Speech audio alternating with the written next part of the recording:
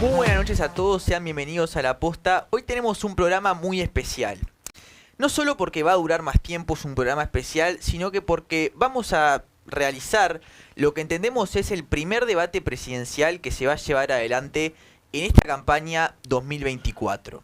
Así que agradeciéndoles a ustedes también que es que hacen posible que nos podamos animar a este tipo de contenidos y agradeciéndole a Eduardo Lust y a Nelson Petkovic, es que vamos a darle justamente la entrada a nuestros invitados a debatir el día de hoy. ¿Cómo andas, Eduardo? Muy bien, muchas gracias por la invitación. Bueno, gracias a vos por venir, Nelson. Gracias, Bauti, por la invitación. Gracias también al doctor que nos acompaña, ¿no?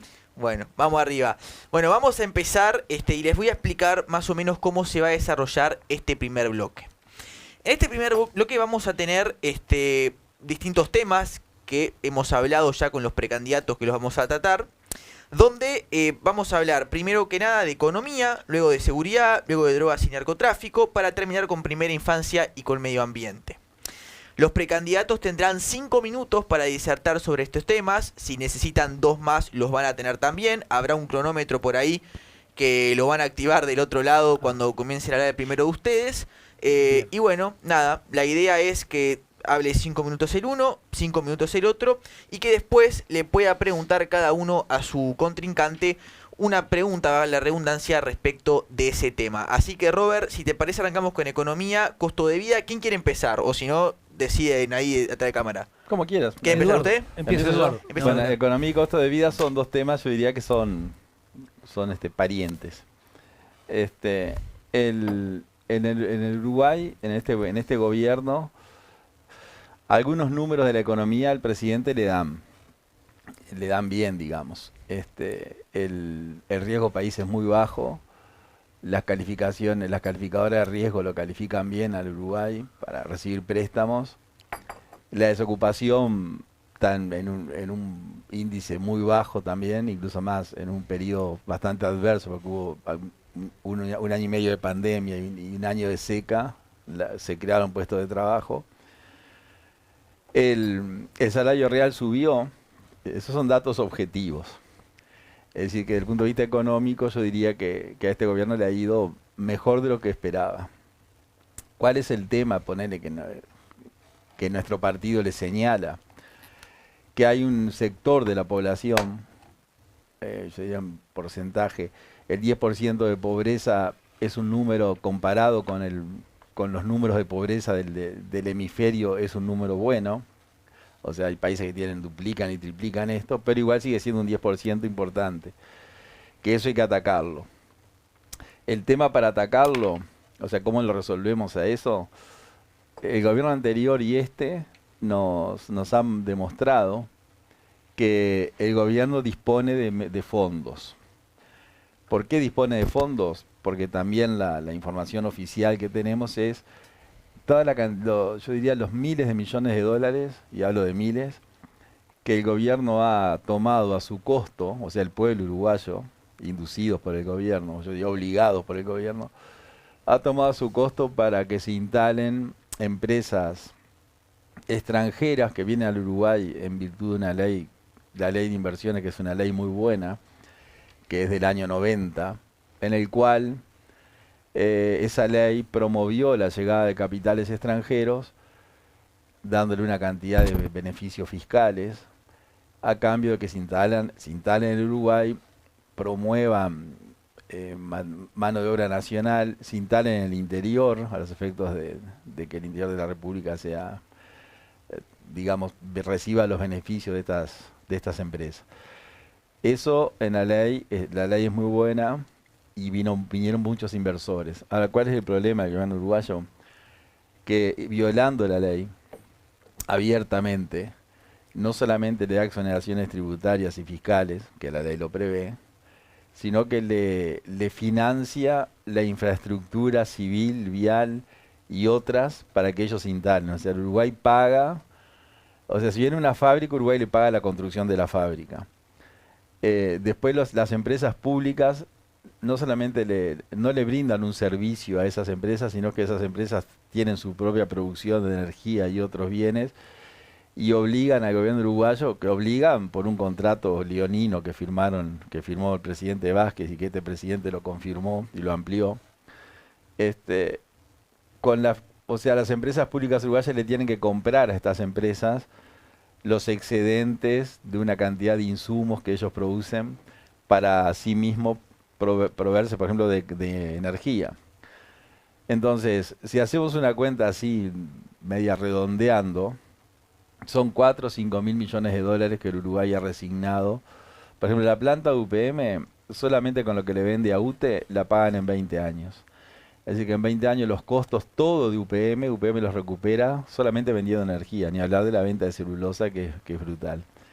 Entonces estos gobiernos trabajan para ellos, pero ¿cuál es el mensaje positivo dentro del desastre que estoy planteando? Que si el gobierno paga, por ejemplo, por el tren, 500 mil dólares diarios, y la cifra es esa, 500 mil dólares por día, durante 14 años para financiar la construcción del tren, quiere decir que el dinero está para resolver todos esos temas que quedaron pendientes, sobre todo la pobreza infantil, que es muy alta, más del 20% de los niños nacen en un ámbito de pobreza, y la pobreza genérica, ese 10%, que eso tiene como consecuencia vivienda, educación, servicios sociales, que perfectamente se pueden cumplir. Entonces, la economía uruguaya, que en los grandes números le cierra, ha fracasado o le ha fallado en ese aspecto. ¿Listo? ¿Terminó su tiempo? Bien.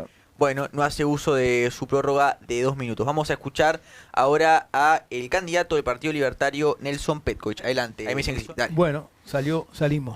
Salimos. Muy bien, no, hablando de la economía, está muy bien el diagnóstico que hace mi colega y buen amigo, el doctor Eduardo Lust, en cuanto a lo que de alguna manera ha venido aconteciendo. Pero nosotros lo que pensamos es que no debemos dirigirnos a eso, sino que tenemos que dirigirnos a soluciones a futuro, ¿no? Lo que estuvo mal hecho fue mal hecho durante los 15 años de la era progresista y durante los 5 años de la coalición multicolor, ¿no? Nosotros los libertarios, y no es porque seamos un partido que haga hincapié en la parte económica, aunque evidentemente para nosotros es muy importante, obviamente, ¿no? Entendemos que Uruguay tiene una carga impositiva muy alta. Es enorme la carga impositiva, tanto para las jubilaciones, que es aproximadamente un 25%, si tú tomas en cuenta el aporte laboral, el aporte del empleado, el aporte del patrón y el empleado y el aporte también al FONASA, y además el tema también del IRPF, ¿no? Que está en unas tasas enormes, ¿no? Alrededor del 10% y de ahí para arriba, ¿no? A partir de los 43.000 pesos. Nosotros lo que proponemos es que, como el sistema tributario actual es distorsivo y abusivo, esto genera desaceleración de la actividad productiva, ¿no? Impide que la gente pueda invertir en Uruguay y que a su vez tenga el retorno necesario a ello. Para eso entonces sería bueno que se simplificara, por ejemplo, el sistema tributario. Hay impuestos que son absolutamente, como diría Adam Smith allá por 1776, absolutamente onerosos y escasamente redituables para el Estado. Estoy hablando en este caso del ITP, el impuesto a las transmisiones patrimoniales, que cuando tú recibes un bien en sucesión, ese bien te obliga, después de gastar en el abogado, después de gastar en las publicaciones, que son alrededor de 25.000 pesos, después de gastar el horario del abogado, que seguramente no va a bajar de 1.000 o 1.500 dólares, tenés que afrontar después el 3% del valor de catastro de ese inmueble, lo cual es absolutamente injusto y es una intromisión indebida del Estado en las finanzas de la gente, ¿no? Después nosotros también establecemos que deberían haber tasas únicas para los impuestos, para que fueran más planos y más equitativos, ¿no? Estamos también absolutamente a favor de que se eliminen las exenciones y regímenes especiales que complejizan innecesariamente el sistema de aportes, ¿no? Y en este caso de grupos determinados, como bien decía el doctor hoy más temprano, el tema, por ejemplo, de UPM, que fue muy claro, ¿no? Y vamos a nosotros ir al IVA ventas, que es el que tiene que existir, que existía hasta el año 1974, ¿no? Recuerden ustedes que había la reforma tributaria del año 59 con el contador Assini, y cuando asume el gobierno Beck Villegas, en plena dictadura, es verdad, pero él realiza una serie de medidas liberalizadoras de la economía que dinamizaron al Uruguay, lo sacaron del estancamiento de los 50 y los 60 y lo llevaron a tener por lo menos 4 o 5 años de bonanza económica en pleno proceso, ¿no? Nosotros hablamos de reducir, por ejemplo, la tasa de renta de capital en el IRPF si se coloca en el Uruguay, del 12 al 10 y pasar al 0 si el capital se reinvierte en el país. Hablamos también de bajar la tasa del IRAE, de este impuesto a la renta de las actividades económicas, del 25 al 10, y la reducción del IVA del 22 al 18. Después, eliminaciones de impuestos, que sí planteamos de pique y que tienen que ser así: impuesto al patrimonio, derogar el impuesto al patrimonio, derogar el IAS, derogar el IMESI, derogar el impuesto del control de las sociedades anónimas y derogar el impuesto a las transmisiones patrimoniales, como decía hoy. Ampliando la base tributaria, como ya lo estableció con la curva de Lofer Ronald Reagan en 1980, tú bajás los impuestos, pero la actividad económica crece y entonces en definitiva recaudas más porque hay más gente que abre su empresa. Por ejemplo, en Uruguay el año pasado se abrieron 28.000 empresas y cerraron creo que 23.000, hace 2 años creo, se abrieron 28.000 y cerraron alrededor de 23.000, ¿no? Lo cual es un disparate, significa que esos negocios no eran viables, en definitiva, ¿no? Y eso tiene mucha culpa el Estado, ¿no? Nosotros proponemos entonces que haya reglas fiscales que impidan al Estado gastar más de lo que debe, que los precios finales tienen que ser sin impuestos y tiene que haber una exoneración, por ejemplo, a las importaciones. Si se importan determinadas mercaderías, creo que a partir de los $1.000 ya se paga una tasa. Bueno, que no se pague más esa tasa, que la gente pueda importar lo que quiere y lo que necesita vía cualquiera de las compañías que lo traen del exterior sin pagar impuestos por eso, ¿no?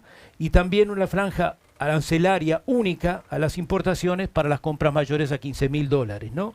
Vamos a agilizar los trámites y los procedimientos burocráticos van a ser eliminados para permitir que la gente viva mejor, con más dinero en su bolsillo y no tanto dinero en poder del Estado. Bueno, bien, ninguno de los dos hizo uso de la prórroga, venimos concisos. Bien, ahora vamos a utilizar esto de 1 minuto para que el señor Eduardo Luz primero le haga una pregunta a Nelson Petkovic respecto de este tema, si es que la tiene. Así que, obviamente, el minuto de respuesta es para quien va a responder y no para quien pregunta, eso por la duda. Él hace un minuto, él me toma 58 segundos y yo tengo 2 para responder. Claro, no, por eso, va a ser claro. Doctor Luz, adelante. Está bien. Bueno, las preguntas que le tengo para Nelson son siempre de buena fe. Sí, claro, como todo este debate. No, claro, yo no tengo los cálculos, por eso te pregunto. Si toda esa exoneración impositiva, que es muy positiva, hay un estudio hecho de lo que baja la recaudación y cómo cubre el Estado lo que hoy está cubriendo con eso, pues, sin provocar déficit fiscal. Roberto, ahí vamos a meterle 1 minuto. Vamos. Muy bien, sí, nosotros entendemos que son 2 etapas muy simultáneas y conjuntas, ¿no? Se baja el gasto primero y ahí se bajan los impuestos, porque si no, si tú bajas el gasto pero subes los impuestos, evidentemente no te da el dinero, ¿no? Y si tú bajas los impuestos y subes el gasto, tampoco. Entonces lo que nosotros proponemos es que se baje el gasto conjuntamente con los impuestos. Para eso hay que hacer una reducción del Estado, que es un Estado gordo e ineficiente en Uruguay. Para eso tienen que bajarse, por ejemplo, las 45 oficinas que tiene la Presidencia de la República, que es un absoluto disparate, que yo he visto que tú lo has denunciado muy oportunamente. El INISA, que si la memoria no me falla, tú habías hablado de $17.000 por cada uno de los chicos, que comían muchos fideos, mucha carne, que la verdad, tú incluso hacías un chiste sobre que yo estabas gordito, pero imagínate que yo estaba más gordo que tú en ese momento, ¿no? Y por ejemplo, los $1.000 que gastamos en cada uno de los presos, ¿no? Que no son reeducados y que significan un costo absoluto para el Estado, ¿no? Bueno, perfecto. Ahora la pregunta del doctor Nelson Petkovic al doctor Eduardo Lust. Eduardo, me gustaría saber si tú acompañarías una reforma que nosotros propusiéramos que tendiera a darle, por ejemplo, cambios en la Fiscalía, cambios en el Tribunal de Cuentas, que sus dictámenes sean obligatorios, sean vinculantes es la palabra exacta, que de alguna manera permitieran que el Uruguay de alguna manera se deshiciera de esos problemas que en este momento son presentes, ¿no? Claro, bueno, los cambios en la Fiscalía sí, es decir, la ley de Fiscalía hay que derogarla. Bien. No solamente cambios, hay que volverle. El Poder Judicial es un poder que funciona muy bien, en todas las materias, menos en la penal, que se la sacaron. Entonces, en familia, en menores, en el contencioso administrativo, en aduana, en laboral, nadie se queja del Poder Judicial. Se queja de la parte penal, pero justamente es la que no hace el Poder Judicial. Hay que devolverle al Poder Judicial la parte penal derogando algunas leyes que le quitaron esa competencia y eso se resuelve. El tema del Tribunal de Cuentas no acompaño, porque yo he estudiado mucho el tema del Tribunal de Cuentas. Son 7 ministros. Ahora, si el dictamen fuera vinculante, el gobierno quedaría en mano de los 7 ministros del Tribunal de Cuentas, que si se les antoja vetar un gasto, lo vetan y ya paran. Lo que hay que hacer es una ley, que yo la tengo redactada, que se reglamenta las observaciones del tribunal. Que cuando el tribunal observa, de determinado monto en adelante, tiene que ir a la Asamblea General y en un mes citar al jerarca a ver por qué quiere insistir en el gasto. Y ahí que resuelva el Parlamento. Eso la Constitución lo permite, perfeccionaría un poco la idea de ustedes, que es muy buena, o sea, habría que complementar las dos. Y terminamos con eso, que es lo más importante. Simplemente te hago un aporte. Se pasó el tiempo, Luz. Sí, pero el año pasado el Tribunal de Cuentas realizó 64.000 observaciones de gastos ilegales. Un disparate. Disparate. Sí. Quiero aclarar una cosa, aunque se pase el tiempo, si no terminamos la idea, igual voy a dejar que termine, porque Sí, claro. si no, no sería... Sí. Bien. Va, bien. Pasamos a seguridad, entonces. Usé los 2 minutos que no usé al principio. Bien, es verdad. Estoy Está juntando. rápido, Bien. está rápido. Estoy juntando Está minutos. bien. El próximo debate hacemos algún mecanismo de juntada de minutos. Bien, seguridad. Vamos a empezar, hemos empezado previamente con Luz, así que vamos a empezar ahora con Petkovic. Tema seguridad, que además en el caso de Petkovic estuvo polémico el fin de semana. Sí. Adelante. Bueno, en seguridad nosotros proponemos, como bien adelantábamos hoy con el doctor Eduardo, acá con Eduardo, primero, cambios en fiscalía impostergables. Nosotros proponemos que la fiscalía sea electiva. ¿Tá? El régimen anterior establecía que la fiscalía dependían del Poder Ejecutivo. Se creó un servicio descentralizado en favor de Jorge Díaz, de triste memoria para todos los uruguayos, que luego lo heredó el fiscal Gómez y ahora hizo la suplencia, por lo menos para de alguna manera emparchar un poco la cosa, la fiscal Ferrero, pero no puede ser así, no puede ser una fiscalía que tenga perspectiva de género, que haga tanto hincapié de repente en la violencia de género como hace esta actualmente, y de repente por un hurtos que ellos consideran de baja entidad no hacen nada. Eso no puede ser. No puede ser también que se proceda como se hace con la ley 19.580, creo que es la de violencia de género, a tomar a los hombres como si fueran ya culpables de entrada. No se busca de alguna manera la adecuación al régimen uruguayo, que es de la igualdad ante la ley, el día ante el tribunal, como se nos enseña en facultad ya a todos desde el primer año, yo creo. No puede ser que la gente esté sometida a de repente al capricho de un fiscal que sigue lo que de repente dice una persona, una mujer en este caso, movida de repente por el rencor o por la violencia o por quizás en algunos casos que son más lamentables todavía el incentivo económico de los 12 sueldos, ¿no?, de la persona que es acusada. Eso no puede ser. Entonces nosotros proponemos la derogación lisa y llana de la ley de violencia de género. No que con esto crearíamos un vacío legal, no. Al contrario, nosotros entenderíamos lo que habría que hacer sería la ley antigua de violencia doméstica, ley 17.514, si la memoria no me falla, adecuarla al tema de la violencia y dar entonces la posibilidad de que se aplique en general la violencia, no solo para las mujeres, sino en contra de los hombres también, que son los que en este caso mueren más. Porque si tú ves las estadísticas vas a ver que cada una mujer que mueren de repente 5 hombres, 5 o 6, ¿no? Eso primero. En cuanto a la seguridad, tendríamos un régimen que sería distinto en cuanto a la parte de las cárceles, que esto es un tema que nunca se ha podido solucionar desde hace 40 años, que yo lo vengo viendo cuando terminé la carrera, ¿no?, hace 36. Mirá, las cárceles no pueden ser universidad del crimen. Tienen que ser, como dice la Constitución, en ningún caso destinadas a mortificar, sino para reeducar a la gente buscando la profilaxis del delito, ¿no? Eso no se cumple, lamentablemente, ¿no? Tenemos a un CONCAR que tiene un montón de gente en situación de privación de libertad, que no sale educada, que genera ahí de repente mayores conocimientos delictuales, no de otra cosa, y que además las estadísticas lo dicen que son las 3/4 partes de los que salen reinciden al poco tiempo, ¿no? De repente cometen un delito menor hoy, cuando tienen 18, 19 años, de repente un delito un poco mayor y así van sucesivamente escalando, digamos, en la escalera delictual, ¿no?, lo cual es lamentable para el país. Nosotros proponemos entonces un régimen que contemple las cárceles desde el punto de vista de gestión privada, como hay en Australia. En Australia hay un caso, por ejemplo, de Perth y Acacia, que la cárcel privada paga un tercio menos que la otra, ¿no? O sea, es mucho más redituable para el contribuyente que la otra, que paga paga 3 veces más que la cárcel privada, ¿no? Nosotros proponemos entonces que se cumpla con la seguridad física de las cárceles, que sean bien estructuradas para que ahí estén los presos a buena custodia. Proponemos también que haya seguridad procedimental, o sea, los procedimientos con los cuales ellos son tratados, y una seguridad dinámica, que es digamos, la relación con la guardia, con los presos, a los efectos de que estos sean de alguna manera llevados por el camino de la reeducación y se puedan prever eventuales delitos, ¿no? Eso también complementado con lo que se llama inteligencia penitenciaria. Acá tampoco se cumplen las reglas Mandela en Uruguay. Los presos no tienen determinada cantidad de horas en el patio, no tienen visitas, muchas veces no tienen tampoco posibilidades de reeducación y de trabajo. Nosotros proponemos también, muy importante para el Partido Libertario, la victimología también. Nosotros lo vemos porque nosotros la escuela nuestra, en este caso sería si la memoria no me falla, la funcionalista sistemática, la escuela nuestra de política criminal, ¿no?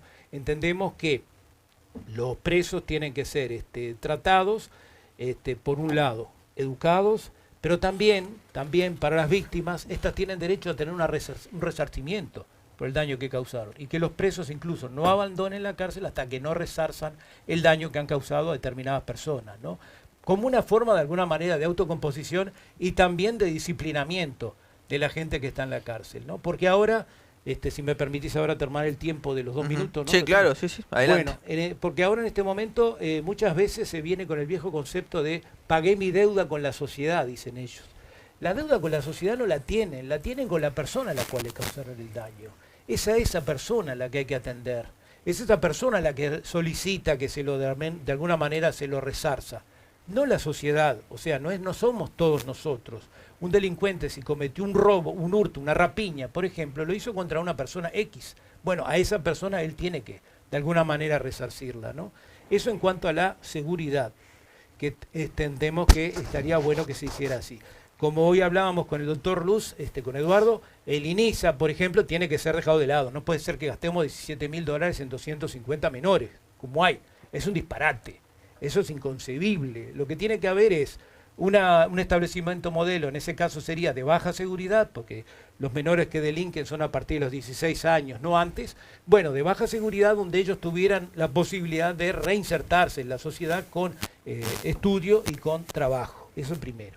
Segundo, sí, el tema, lo que tú hablabas hoy brevemente con el tema de las drogas y el tema de la medida pronta de seguridad. A ver, vamos a pasar después a drogas y narcotráfico. Si querés, lo hablamos. No, y terminamos con seguridad entendiendo que la policía tiene que actuar de otra manera, tiene que ser más respetada, tiene que ser profesionalizada de forma mejor.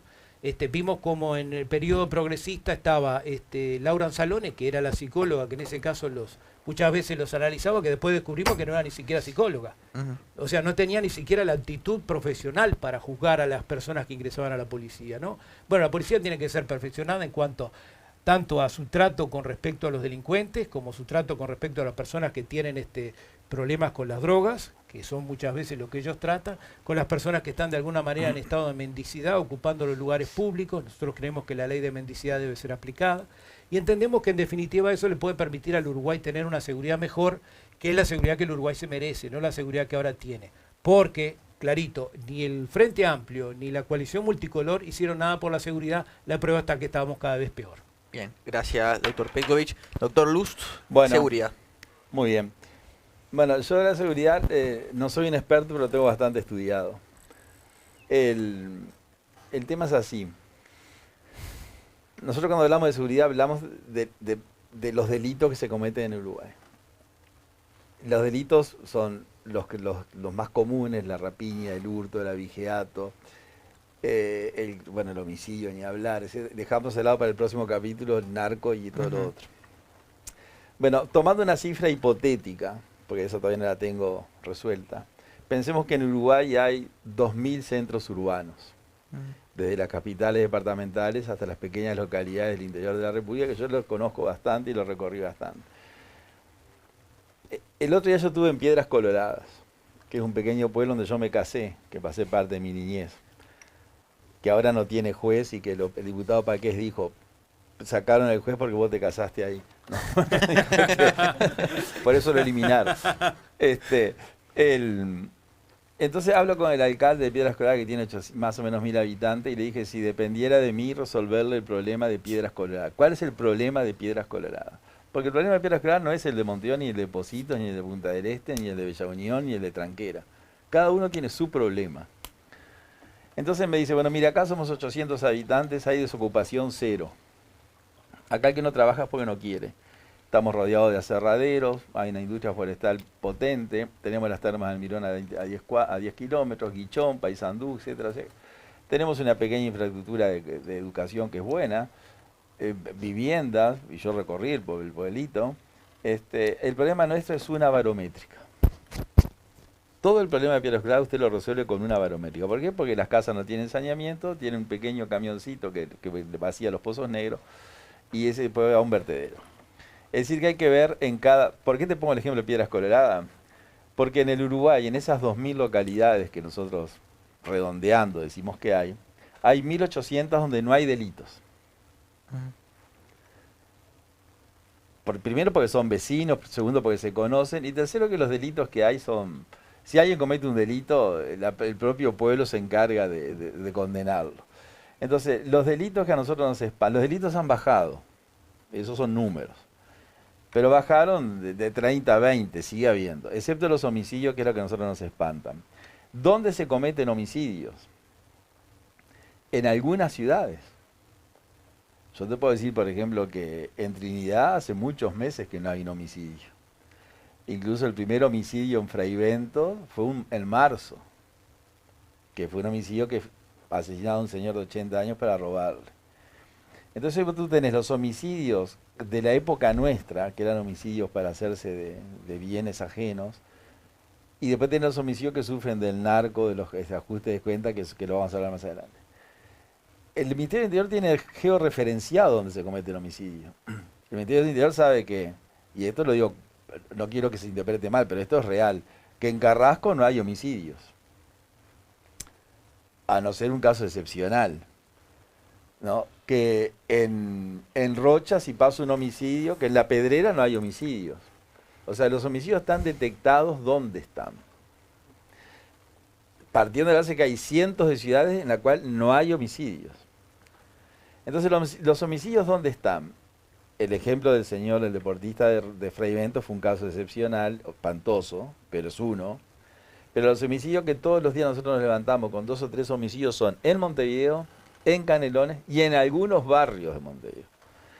En el Pinar, donde yo vivo, no hay homicidios. Hace años que no conozco un homicidio en el Pinar.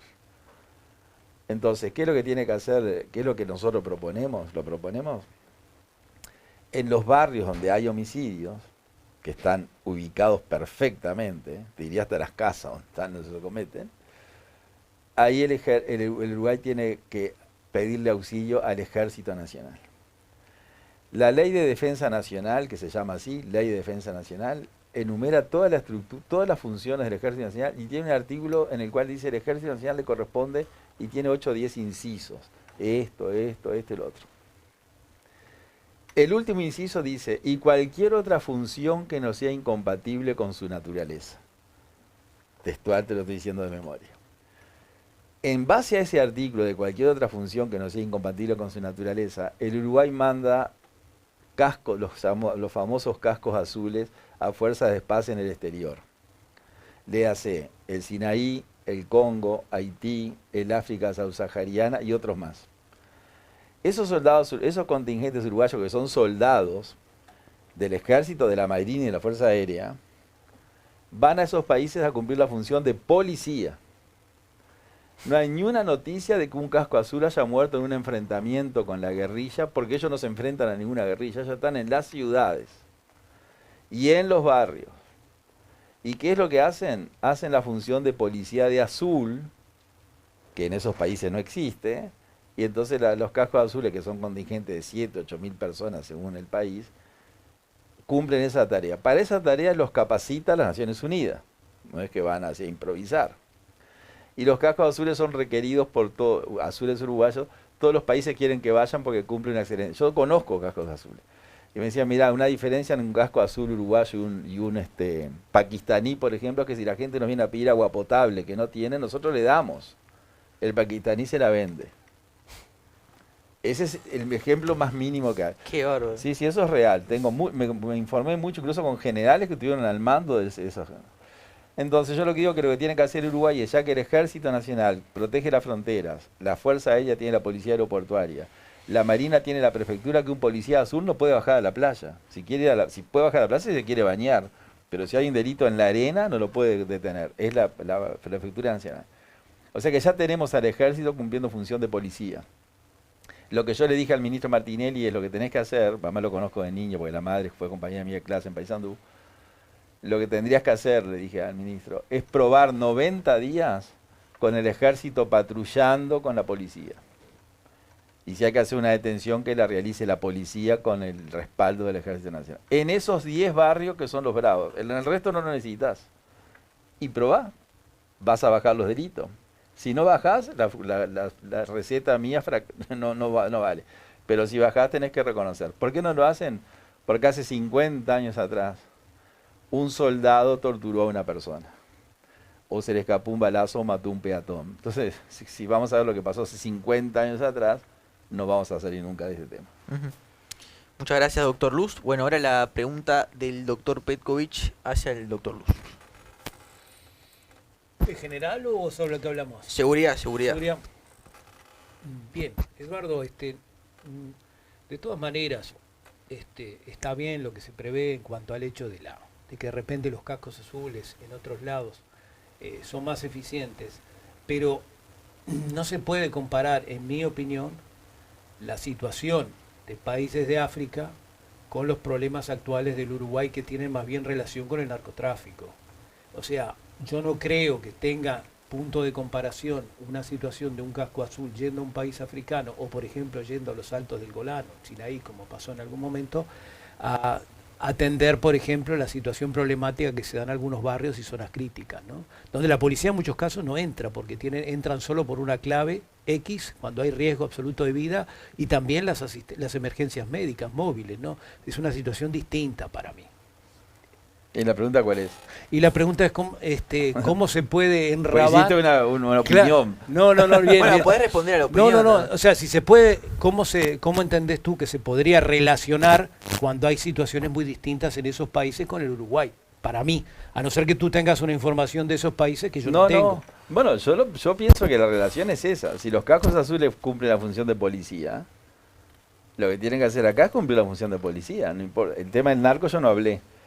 Es decir, yo si ando por la calle y me cruzo con una camioneta del ejército, a mí no me provoca nada de negativo. No me provoca nada ni negativo.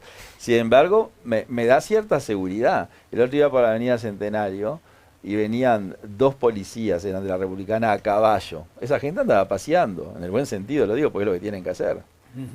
Pero yo cuando los vi dije, acá por lo menos nos lo van a robar.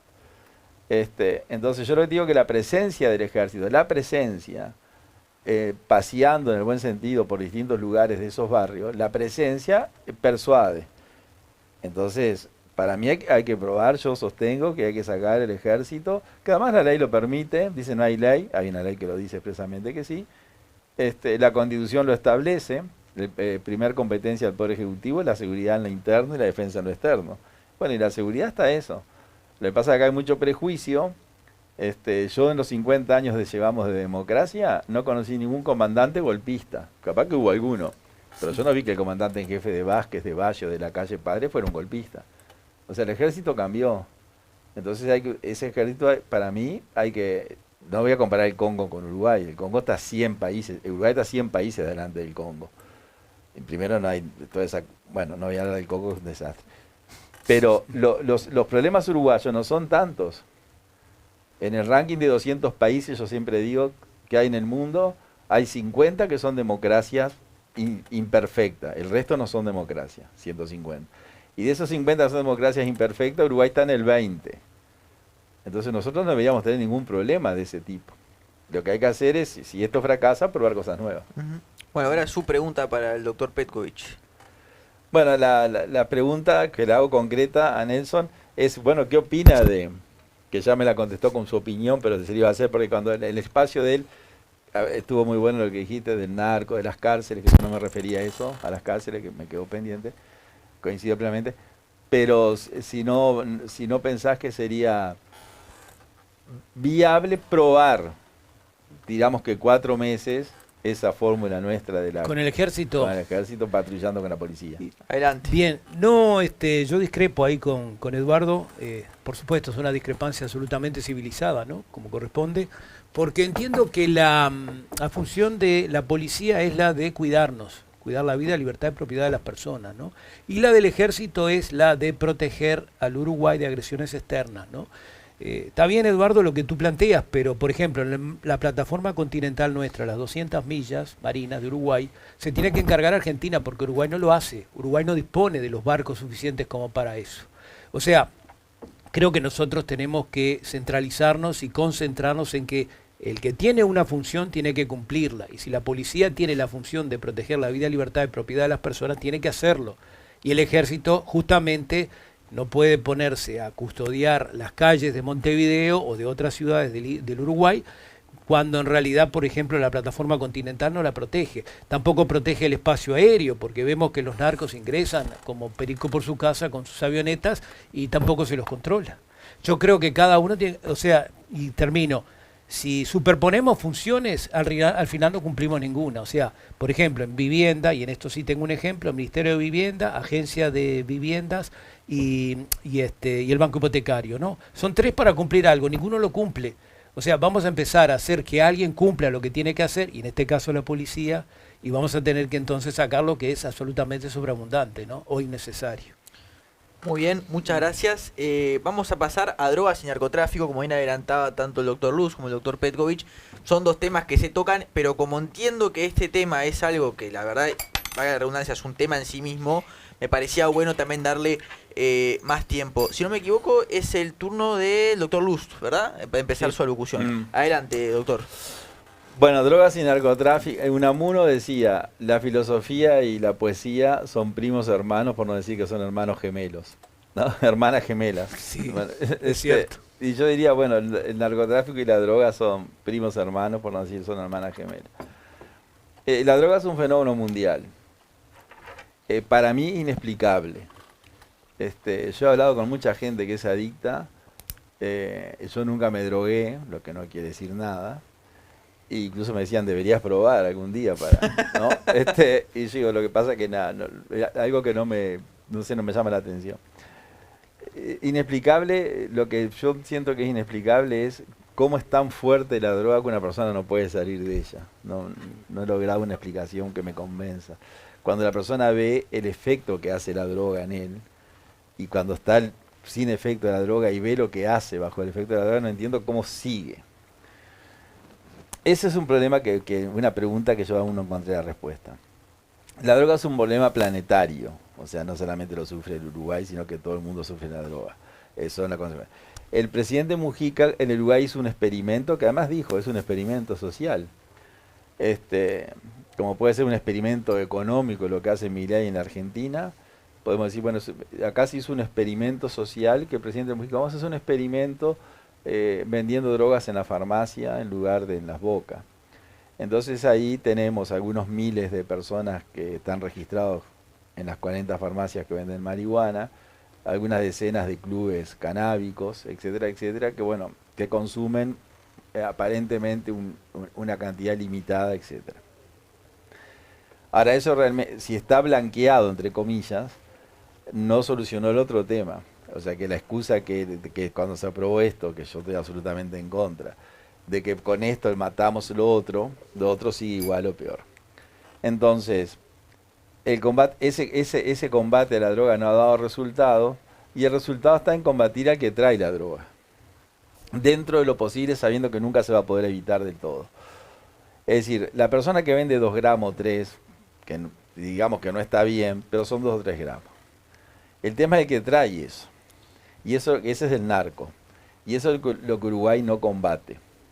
No sé si lo hace desprofeso, a pesar de que se sigue hablando de que la quieren combatir, no encuentran la solución.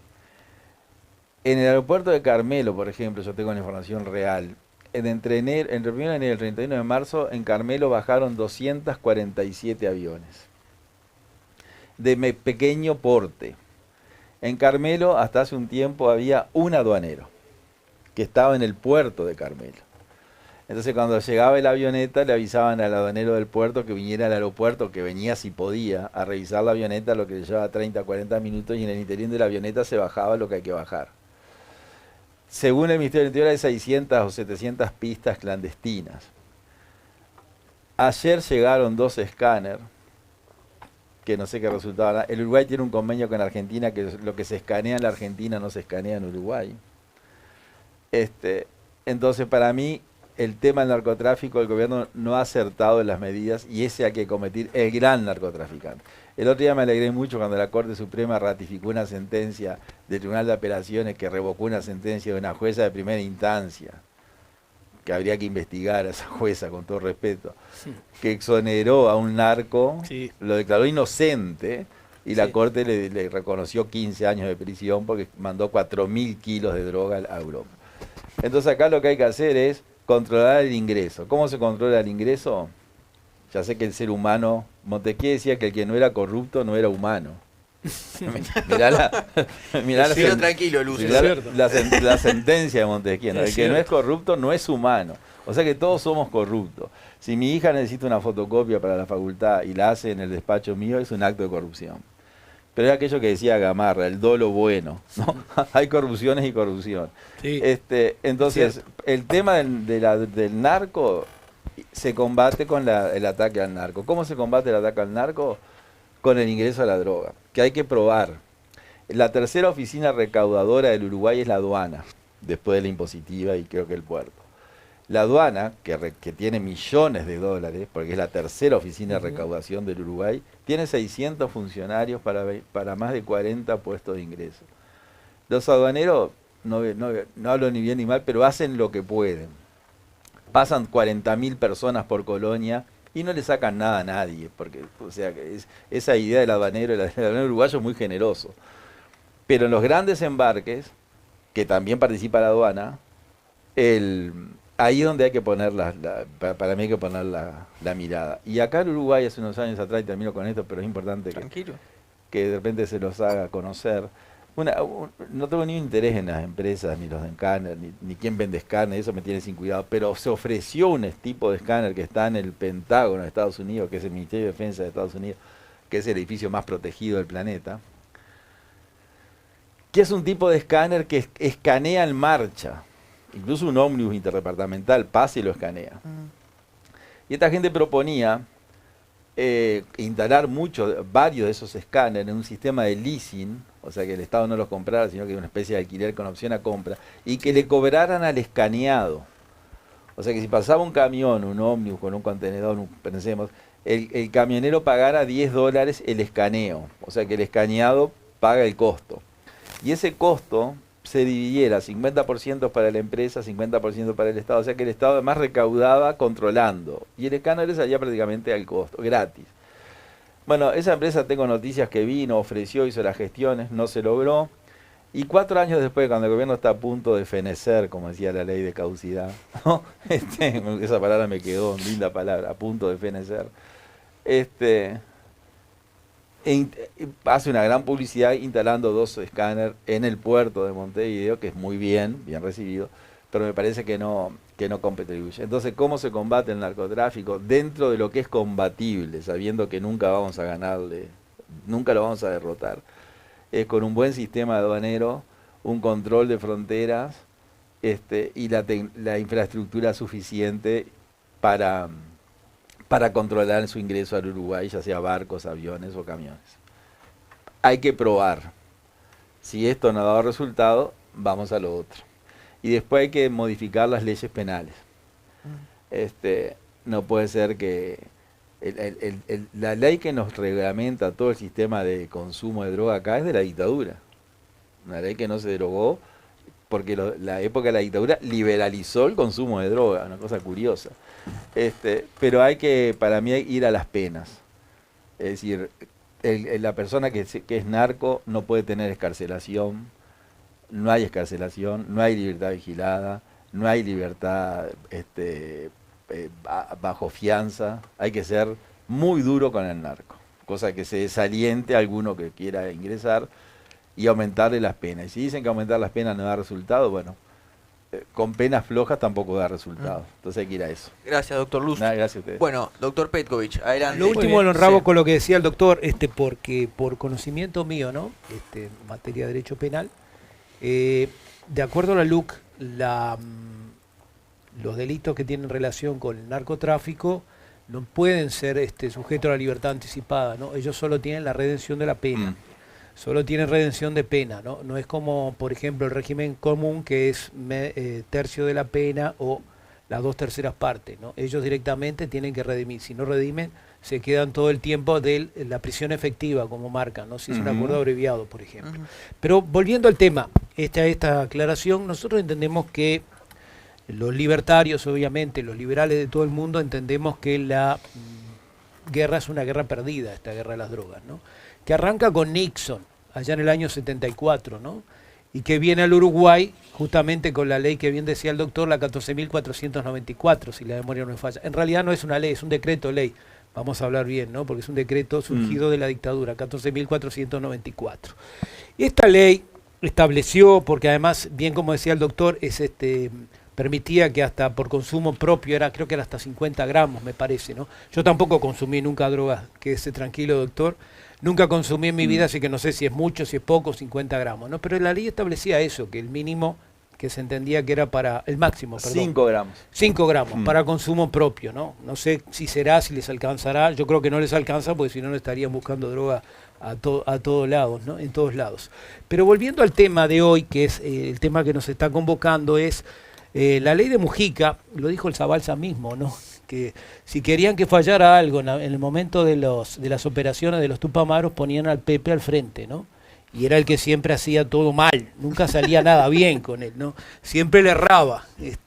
Y entonces, bueno, al Pepe se le ocurrió la brillante idea de hacer esta ley de canábica, en la cual estableció un oligopolio en favor de las farmacias, ¿no?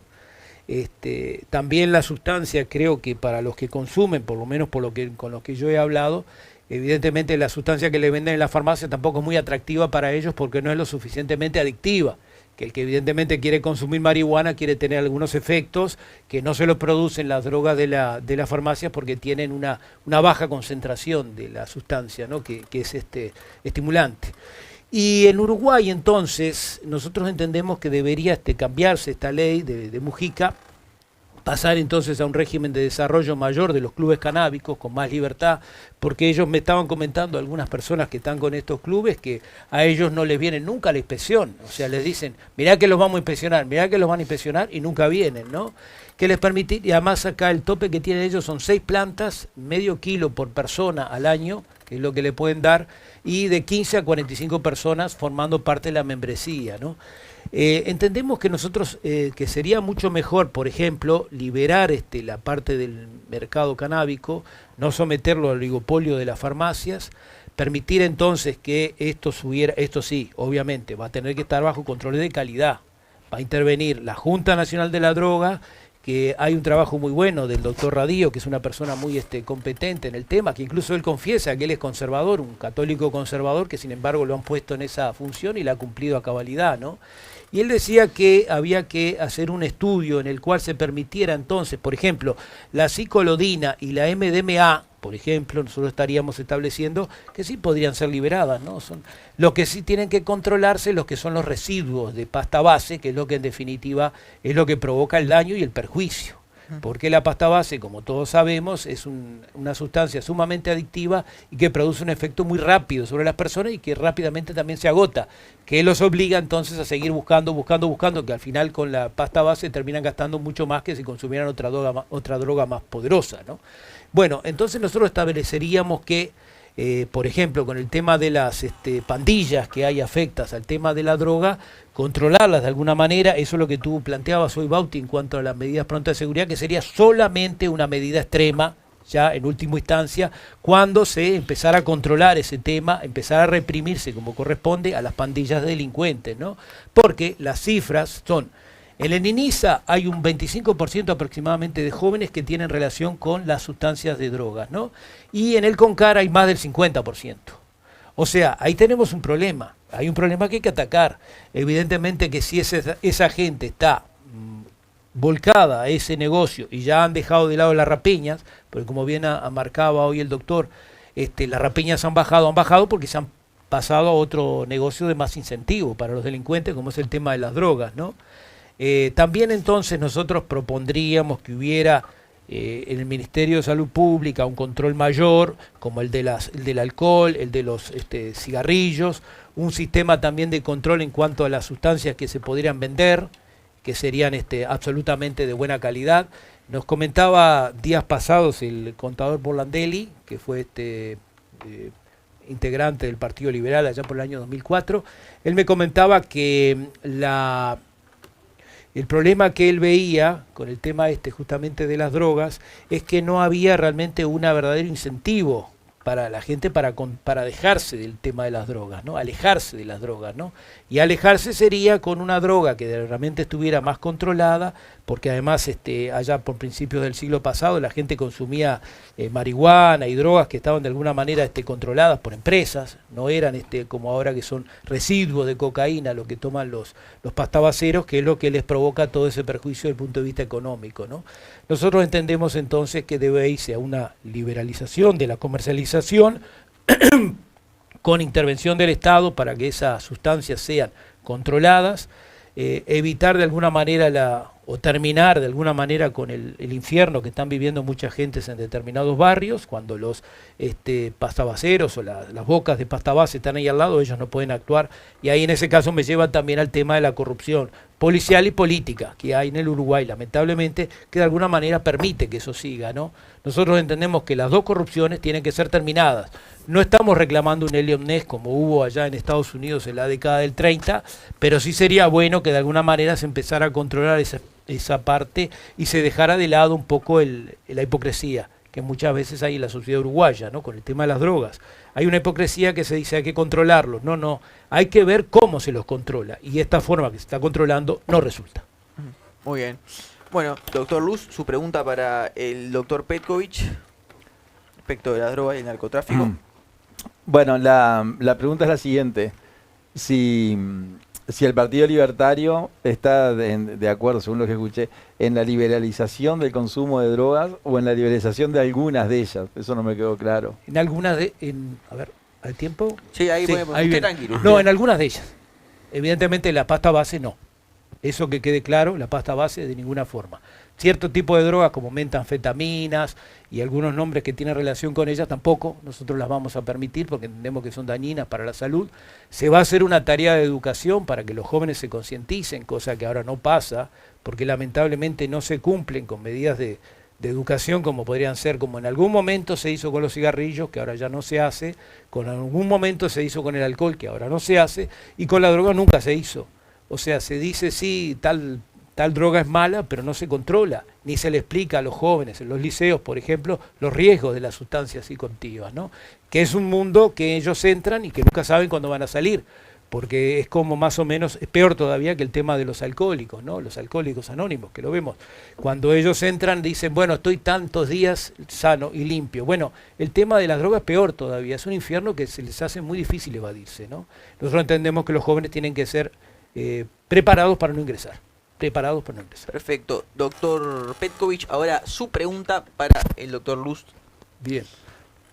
No, y volvemos a esto, Eduardo. La pregunta mía sería, si es una guerra perdida, ¿qué seguridad hay de que las soluciones que tú propones puedan ser efectivas? La verdad, me gustaría saber si tenés algo para ahondar al respecto, porque no creo que es el camino justamente de solución. Si tú entendés que sí, que es el camino de solución, ¿por qué? Me gustaría que lo fundamentaras mejor. Bueno, no, yo lo que digo es que cuando digo que nunca va a ser derrotado, dije esa palabra, o sea que es el final de la guerra. No es que la guerra esté perdida, que no es lo mismo. Yo lo que creo es que, por ejemplo, el doctor Radío, que tú lo citaste, hay una parte de la ley que no cumple. porque la ley que liberalizó, que creó el tema este de la marihuana, dice que se deberá poner en marcha una campaña de publicidad, de información, que nunca se hizo, incluso a nivel de enseñanza primaria, que tampoco se hizo. O sea que Radio, que además es partidario de liberar las drogas, yo creo que todas, hay una parte de la ley que no está cumpliendo, que es la parte más importante, incluso la que iba paralelo. Se libera esto, pero hay que hacer lo otro. O sea que la ley se cumple parcialmente. Si la ley se cumpliera, tal vez tendría algún resultado efectivo. Y lo que yo digo es que yo siempre lo asocio a la democracia. El profesor Arco Ferrán, que los dos lo conocemos, en el año 34, cuando Terra dio el golpe, salió digamos, a discutirle a Terra el fundamento filosófico del golpe, que tenía un problema, tenía increíblemente una teoría filosófica que lo fundaba. Y él, en el final de una clase que dio, que la clase pasó a la historia con el nombre del concepto de nación en la Constitución nacional, en la Constitución uruguaya, sí, lo leí.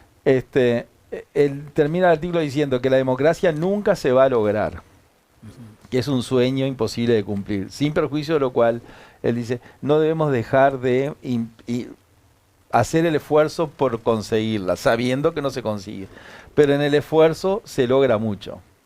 Y yo creo que esto es igual. El Uruguay no va a descubrir la pólvora cuando el mundo no pudo combatir la droga, pero nosotros tenemos que poner herramientas para combatirla. El combate es permanente, es un tema de educación que es a largo plazo, lleva alguna generación, y el tema puntual que es el de ya, y el de ya es la solución que yo estoy proponiendo. Gracias, doctor Luz. Bueno, nosotros vamos a ir a una tanda y a la vuelta seguimos con más debate en este primer debate presidencial del año 2024. Vamos a la tanda y ya volvemos.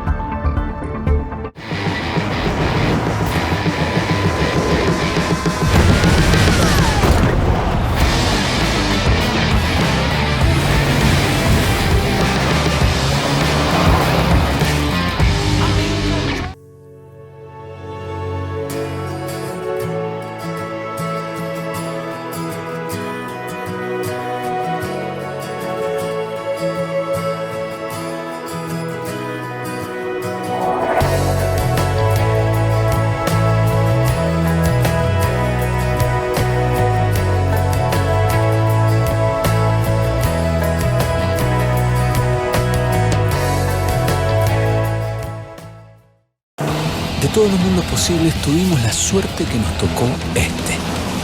Con caminos perfectos, a pesar de no haber caminos. Este es el mejor mundo del mundo. Esta es nuestra tierra.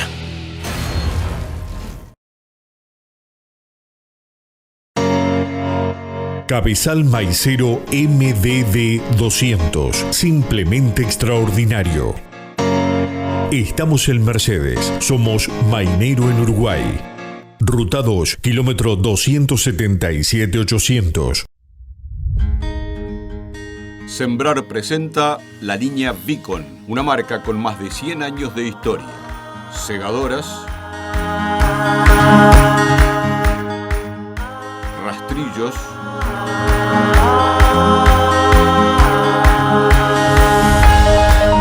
enfardadoras,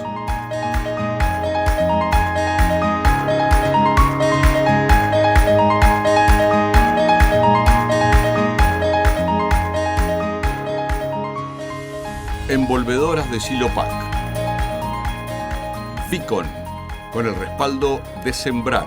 Ventas y servicios, ruta 11, kilómetro 89, Santa Lucía, Canelones. Teléfono 4330-2020 o 096-384-384. www.sembrar.com.uy.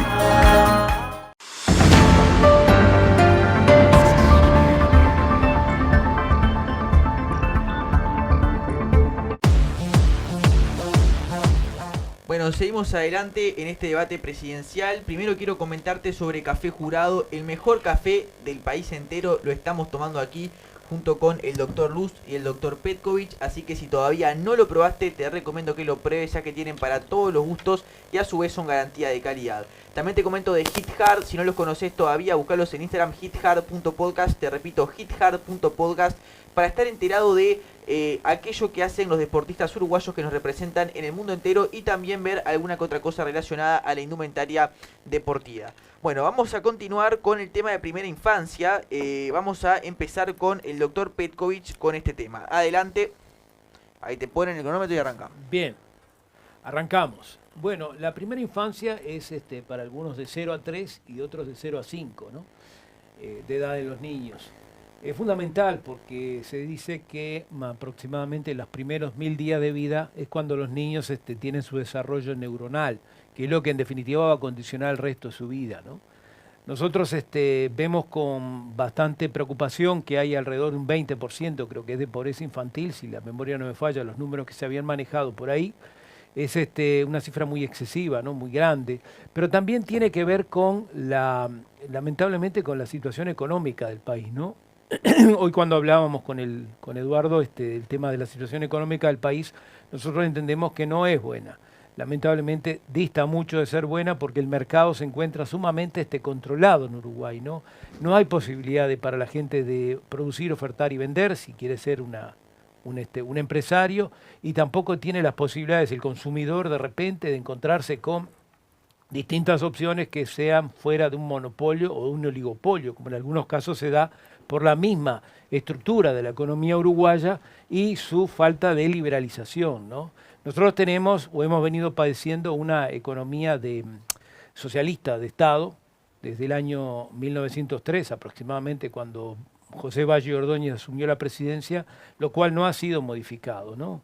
El escudo de los débiles que decía él realmente ha terminado por ser una verdadera trampa, donde en muchos casos la gente no puede evadir la línea de pobreza porque no hay posibilidades desde el punto de vista del mercado, ¿no? Para insertarse. Tenemos también la contra del salario mínimo, un salario mínimo que impide, que es un control de alguna manera para para el empleo de la gente, porque si no se paga esa determinada cantidad, que creo que son alrededor de 22.000 pesos, la gente no puede acceder a un trabajo, ¿no? Y eso hace que esa gente que tiene hijos, ellos estén de alguna manera padeciendo los efectos de una negativa economía del Uruguay. Hay escuelas de tiempo completo, creo que sería buena cosa que realmente se desarrollara. También sería bueno la educación en casa, como en algún momento se planteó, y en algún momento se hacía en la historia del Uruguay, ¿no? Hubo mucha gente que se educó en su casa teniendo de alguna manera los medios para eso. Obviamente que hoy día no es muy viable ese tema, pero es también posible, ¿no? Lo que tendríamos que hacer es, como nosotros estamos proponiendo pasar un régimen de voucher en cuanto a la educación, que cada uno pueda elegir, cada padre pueda elegir dónde llevar a sus hijos, tenga autonomía de decidir en cuál colegio lo quiere inscribir, sea un colegio que priorice el tema del deporte, otro que priorice el tema de la matemática, otro priorice de repente la formación humanística, otro una formación más científica. Nosotros entendemos que con el sistema de voucher se permitiría a los padres elegir, tener la libertad de hacerlo. Estamos totalmente en desacuerdo con lo que dice Carolina Cose, que quiere confiar absolutamente en los profesores. Claro, ella obviamente confía en los profesores porque la mayoría todos sabemos que son frente amplistas.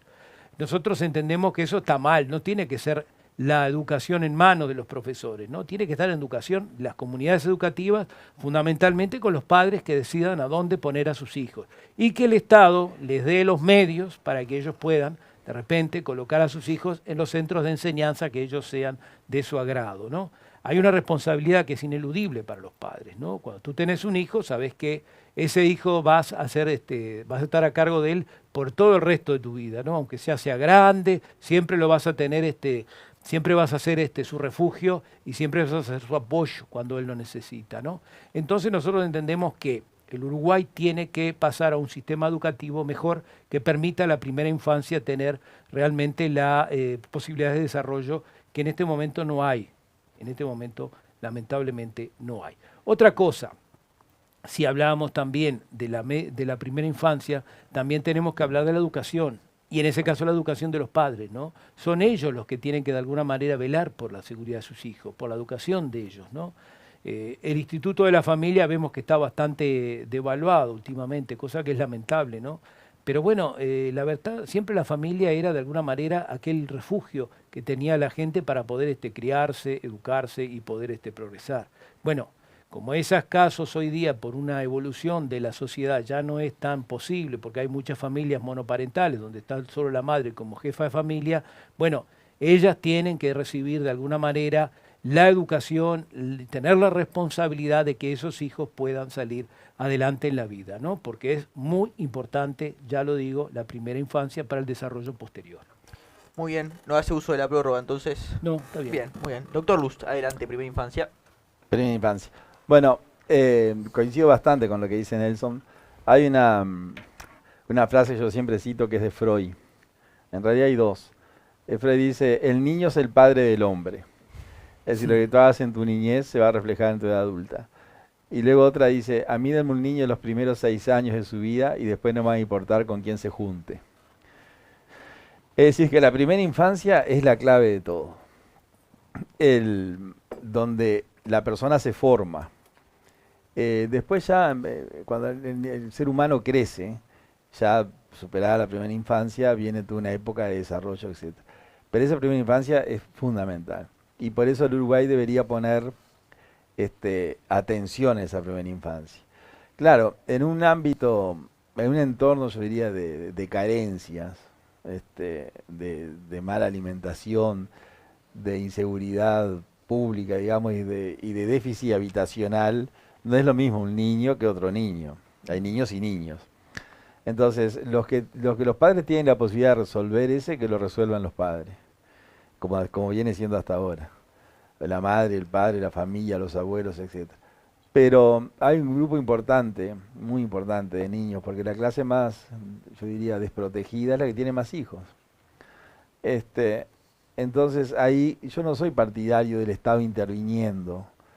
Si me decís filosóficamente, el Estado subsidiario es el que yo pienso. O sea, el Estado que va en auxilio del que no tiene más remedio que auxiliar, pero en realidad no se mete en la persona ni en la familia, como ha intentado sobre todo el Frente Amplio, que por medidas subliminales, sin que la gente se diera cuenta, porque ellos no hicieron una política agresiva de que la gente le chocara, según mi concepción, sino que con pequeñas medidas, casi imperceptibles, fueron ingresando en el ámbito del ser humano. Entonces un día le dicen, usted no puede cambiar de mutualista, usted no puede cambiar de escuela, porque vive en el bar, en el cerro, no puede ir al Pinar. Usted si tiene más de $5.000 no lo puede sacar del banco. Usted puede sacar de a $10.000 por día siempre y cuando los constate. Si un menor de edad no puede comprar un coche porque no tiene forma de justificar el dinero, y si alguien se lo regala tiene que Entonces, esas medidas que no tienen nada que ver con la primera infancia, pero es la política de ellos, Sí. Es lo que va limitando. En la primera infancia pasó lo mismo. En la primera infancia los asentamientos crecieron, la pobreza creció en primera infancia. Y yo creo que la pobreza creció desprofeso. Es decir, el sistema llevó a crecer la pobreza, el sistema los hace crecer, porque al crecer lo tienen que asistir. Y al asistir lo tienen agarrados, digamos, pues yo te asisto. O sea, como yo te asisto, tú dependés de mi asistencia. Y la asistencia es en canastas, en planes, en tarjetas, en acceso a la salud pública devaluada, pero no en la asistencia que debe hacer que esa persona pudiera salir de esa situación, que ese es el Estado subsidiario, el que mira y va en auxilio del que está necesitándolo, porque el otro ya resolvió por sí mismo. Es decir, el sistema capitalista de economía o liberal, digamos, que de filosofía, que es un modo de vida en última instancia, le permitió al ser humano arreglarse por sí mismo. Y por eso salió de la pobreza. Pero un porcentaje altísimo de la población, yo diría el 80%. Pero el resto que no ha salido, yo creo que el Estado lo tiene desprofeso en esa situación.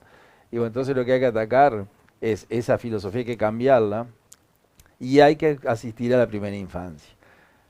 Yo sé que a la gente de repente no le gusta, no, pues si la madre o el padre es un irresponsable y el niño, bueno, el niño no tiene culpa del padre y madre que tiene, eso en realidad le tocó. Entonces, ahí el Estado tiene que intervenir.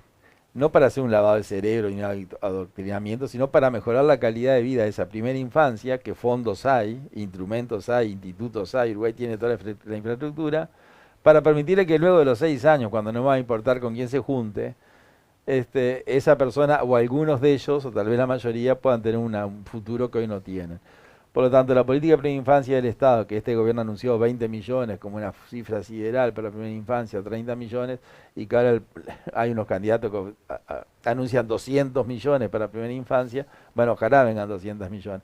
Pero la clave del Uruguay del futuro es la infancia. O sea, los jóvenes, los que son niños, el Uruguay del futuro. Y en la infancia, la primera infancia. Y en la primera infancia hay que atacar hay que ayudar a los de primera infancia que no tienen medios. El resto lo resolvió por sí mismo.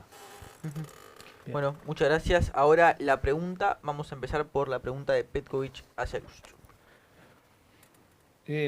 Eduardo, ¿no crees que son ineficientes los organismos que Uruguay tiene para subsidiar de alguna manera, para hacer ese Estado subsidiario? Al fin y al cabo, producen un gasto muy grande para todo el contribuyente y no están cumpliendo realmente con su función. No sé, a ver, ¿tú tenés alguna otra información que yo no tengo para decirme por qué esos organismos podrían ser más eficientes o la idea de quizás de crear otros? Bueno, el tema acá es un sistema de costos.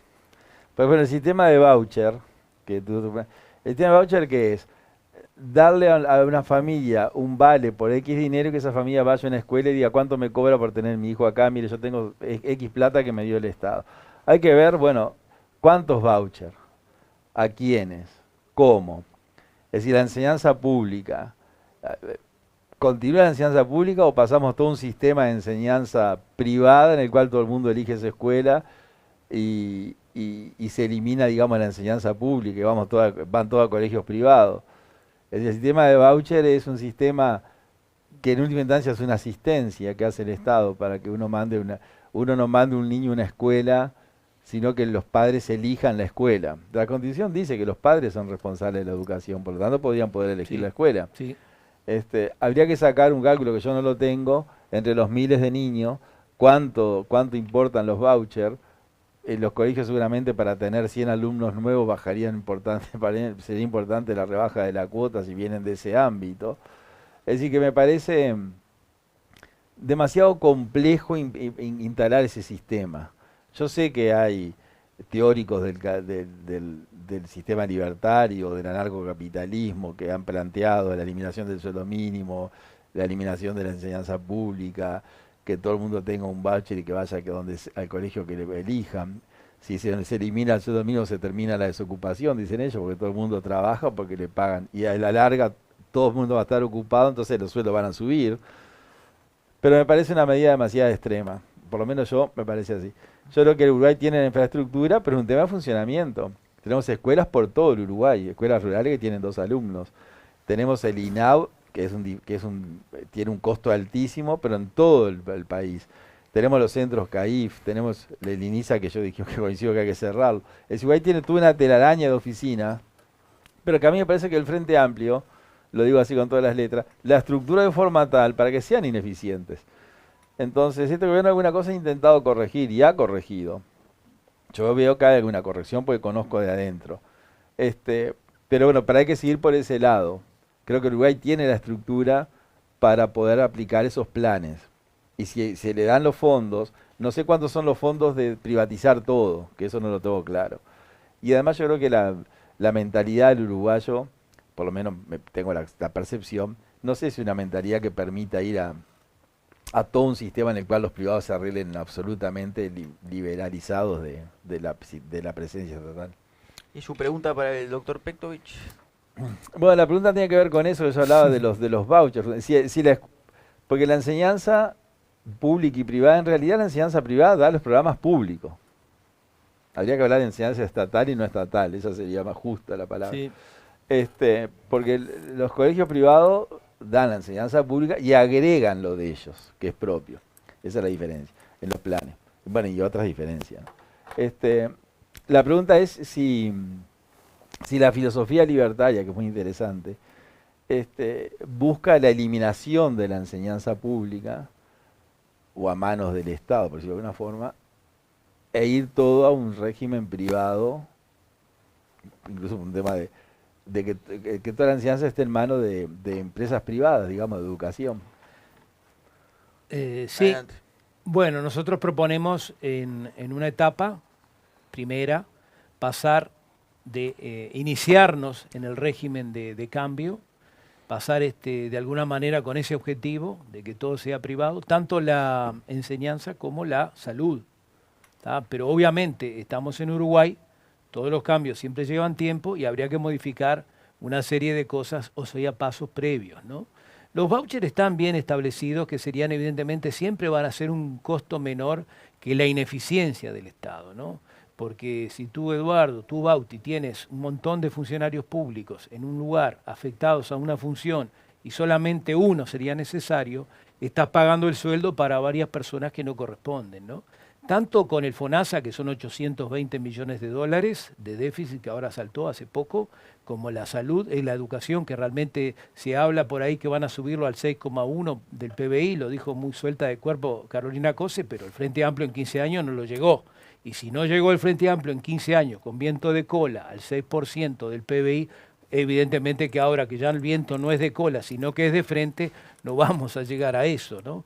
Nosotros entendemos que sí, que el sistema de voucher es el sistema que va a funcionar con comunidades educativas, como bien preguntaba acá Eduardo, comunidades educativas en las cuales haya independencia, haya una currícula que establezcan allí, que los padres vayan y pongan a sus hijos ahí, y ese gasto siempre va a ser menor que toda la inmensa infraestructura que tenemos dependiente de salud, de educación pública y de salud pública, ¿no? Bueno, muy bien. Vamos a ir con el último tema que vamos a tocar en esta modalidad, que es el de medio ambiente. Digamos que es un tema que el doctor Luz lo toca, maneja bien, lo maneja de taquito. toca claramente. No Suponemos tanto. que Pito ya tiene sus cosas que decir al respecto. Vamos a empezar con la exposición del doctor Nelson Petkovic respecto de medio ambiente.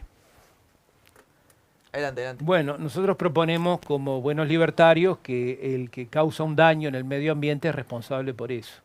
Vemos que en Uruguay, y en eso coincidiremos con el colega y amigo, que en el Uruguay tenemos a la DINAMA, tenemos al Ministerio de Ambiente, y cuando hubo un problema, creo que hace poco relativamente, de una contaminación cerca del Río Negro, el que lo detectó fue un privado, ¿no? O sea, vimos que en ese caso las oficinas públicas habían sido, para variar, ineficientes. Una vez más.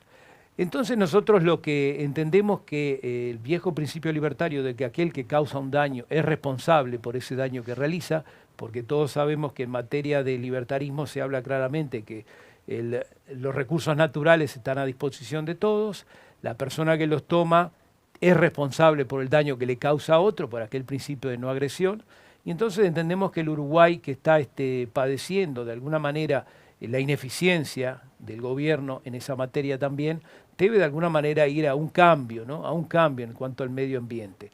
Yo me acuerdo que cuando era adolescente iba a Buenos Aires y me llamaba la atención la contaminación que tenía el Río de la Plata, ¿no? Llegábamos a Buenos Aires y era en aquella época íbamos en el vapor de la Carrera o en el ferry boat, y realmente me llamaba la atención la contaminación que había ahí, tan cerca de Buenos Aires, tan cerca de una ciudad grande, de gran porte, mucho más grande por supuesto que Montevideo, ¿no? El medio ambiente tiene que ser, miraba también hoy antes de venir aquí las disposiciones de la Agenda 2030, la tristemente célebre, ¿no? Hay algún colega del doctor Luz y mío que generalmente está siempre lanzando diatribas contra la Agenda 2030. Yo la leí y la Agenda 2030 lo que hace es una serie de postulados, de principios. También leí a Bjørn Lomborg, es un famoso danés que se encarga de alguna manera de dejar sin efecto tanta crítica sobre el medio ambiente como hay, porque realmente el medio ambiente se encuentra afectado, sí, pero no en esa situación caótica o tan negativa como se nos quiere hacer creer, ¿no? Por ejemplo, Greta Thunberg en la ONU, cuando hizo su afirmación, una chica de 16 años, con todo respeto, yo respeto a la juventud, obviamente, pero evidentemente una chica de 16 años no puede venir a marcar normas a gente que está en cargos desde hace muchos años, mucho antes que ella, ¿no? Entonces, el medio ambiente es algo que debe ser cuidado por parte de quien causa un perjuicio, debe ser responsable con el principio de no agresión y nada más. En cuanto a la economía, se ve que hay acá un estimado colega del partido que tiene especialidad en el tema de energía eólica, nos podría dar muchas clases al respecto, ¿no? Pero yo diría que la energía renovable, que son las energías verdes de alguna manera, que de alguna manera el Frente Amplio cuando hizo toda la serie de molinos que se crearon, les dio una serie de subvenciones, una serie de beneficios, y a la larga siempre se nos decía que la energía eléctrica iba a bajar. Y la energía eléctrica, perdónenme, no bajó, sigue igual.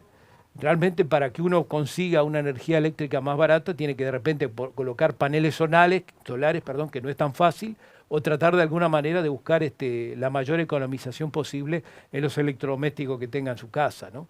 El medio ambiente es algo que todos tenemos que tener presente, sí, pero no es en definitiva tan grave la situación como de alguna manera la quieren plantear a partir de la Agenda 2030, ¿no? Que recordamos, la ODM era los Objetivos de Desarrollo del Milenio, por ahí por Kofi Annan en el 2000, tenían 8 puntos que eran bastante compatibles, ¿no? Pero esto, lo actual, que es la ODS, que es los Objetivos de Desarrollo Sostenible, que se hizo en el año 2007, que es la famosa Agenda 2030, no tiene realmente mayores pies y cabeza porque se meten en temas de, por ejemplo, de medio ambiente, a su vez hablan de temas de violencia de género, se meten en temas de educación, en métodos de salud, cuando el Uruguay, en realidad los problemas del Uruguay son más focalizados, o sea, son menos, son distintos, no es tanto el problema del medio ambiente, ¿no? El problema del medio ambiente puede ser para algunos países subdesarrollados de África. El otro día estaba viendo a la premier italiana Giorgia Meloni criticando acerbamente al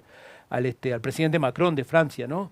Porque el presidente Macron criticaba a Italia por el tema de la política inmigratoria, pero resulta que Francia se beneficia de las materias primas que extrae de aquellas antiguas colonias que tiene todavía en África, sacando, en este caso creo que el uranio, nada menos, con niños, vaya gravedad de la situación, con niños, los sacaba de África, los llevaban a Francia, lo industrializan ahí y la gente de África sigue padeciendo problemas de energía eléctrica y graves problemas económicos, ¿no? También hay que tener en cuenta ese hecho, que muchas veces los países desarrollados atentan contra el medio ambiente y justamente el perjuicio lo sufren los países subdesarrollados, ¿no?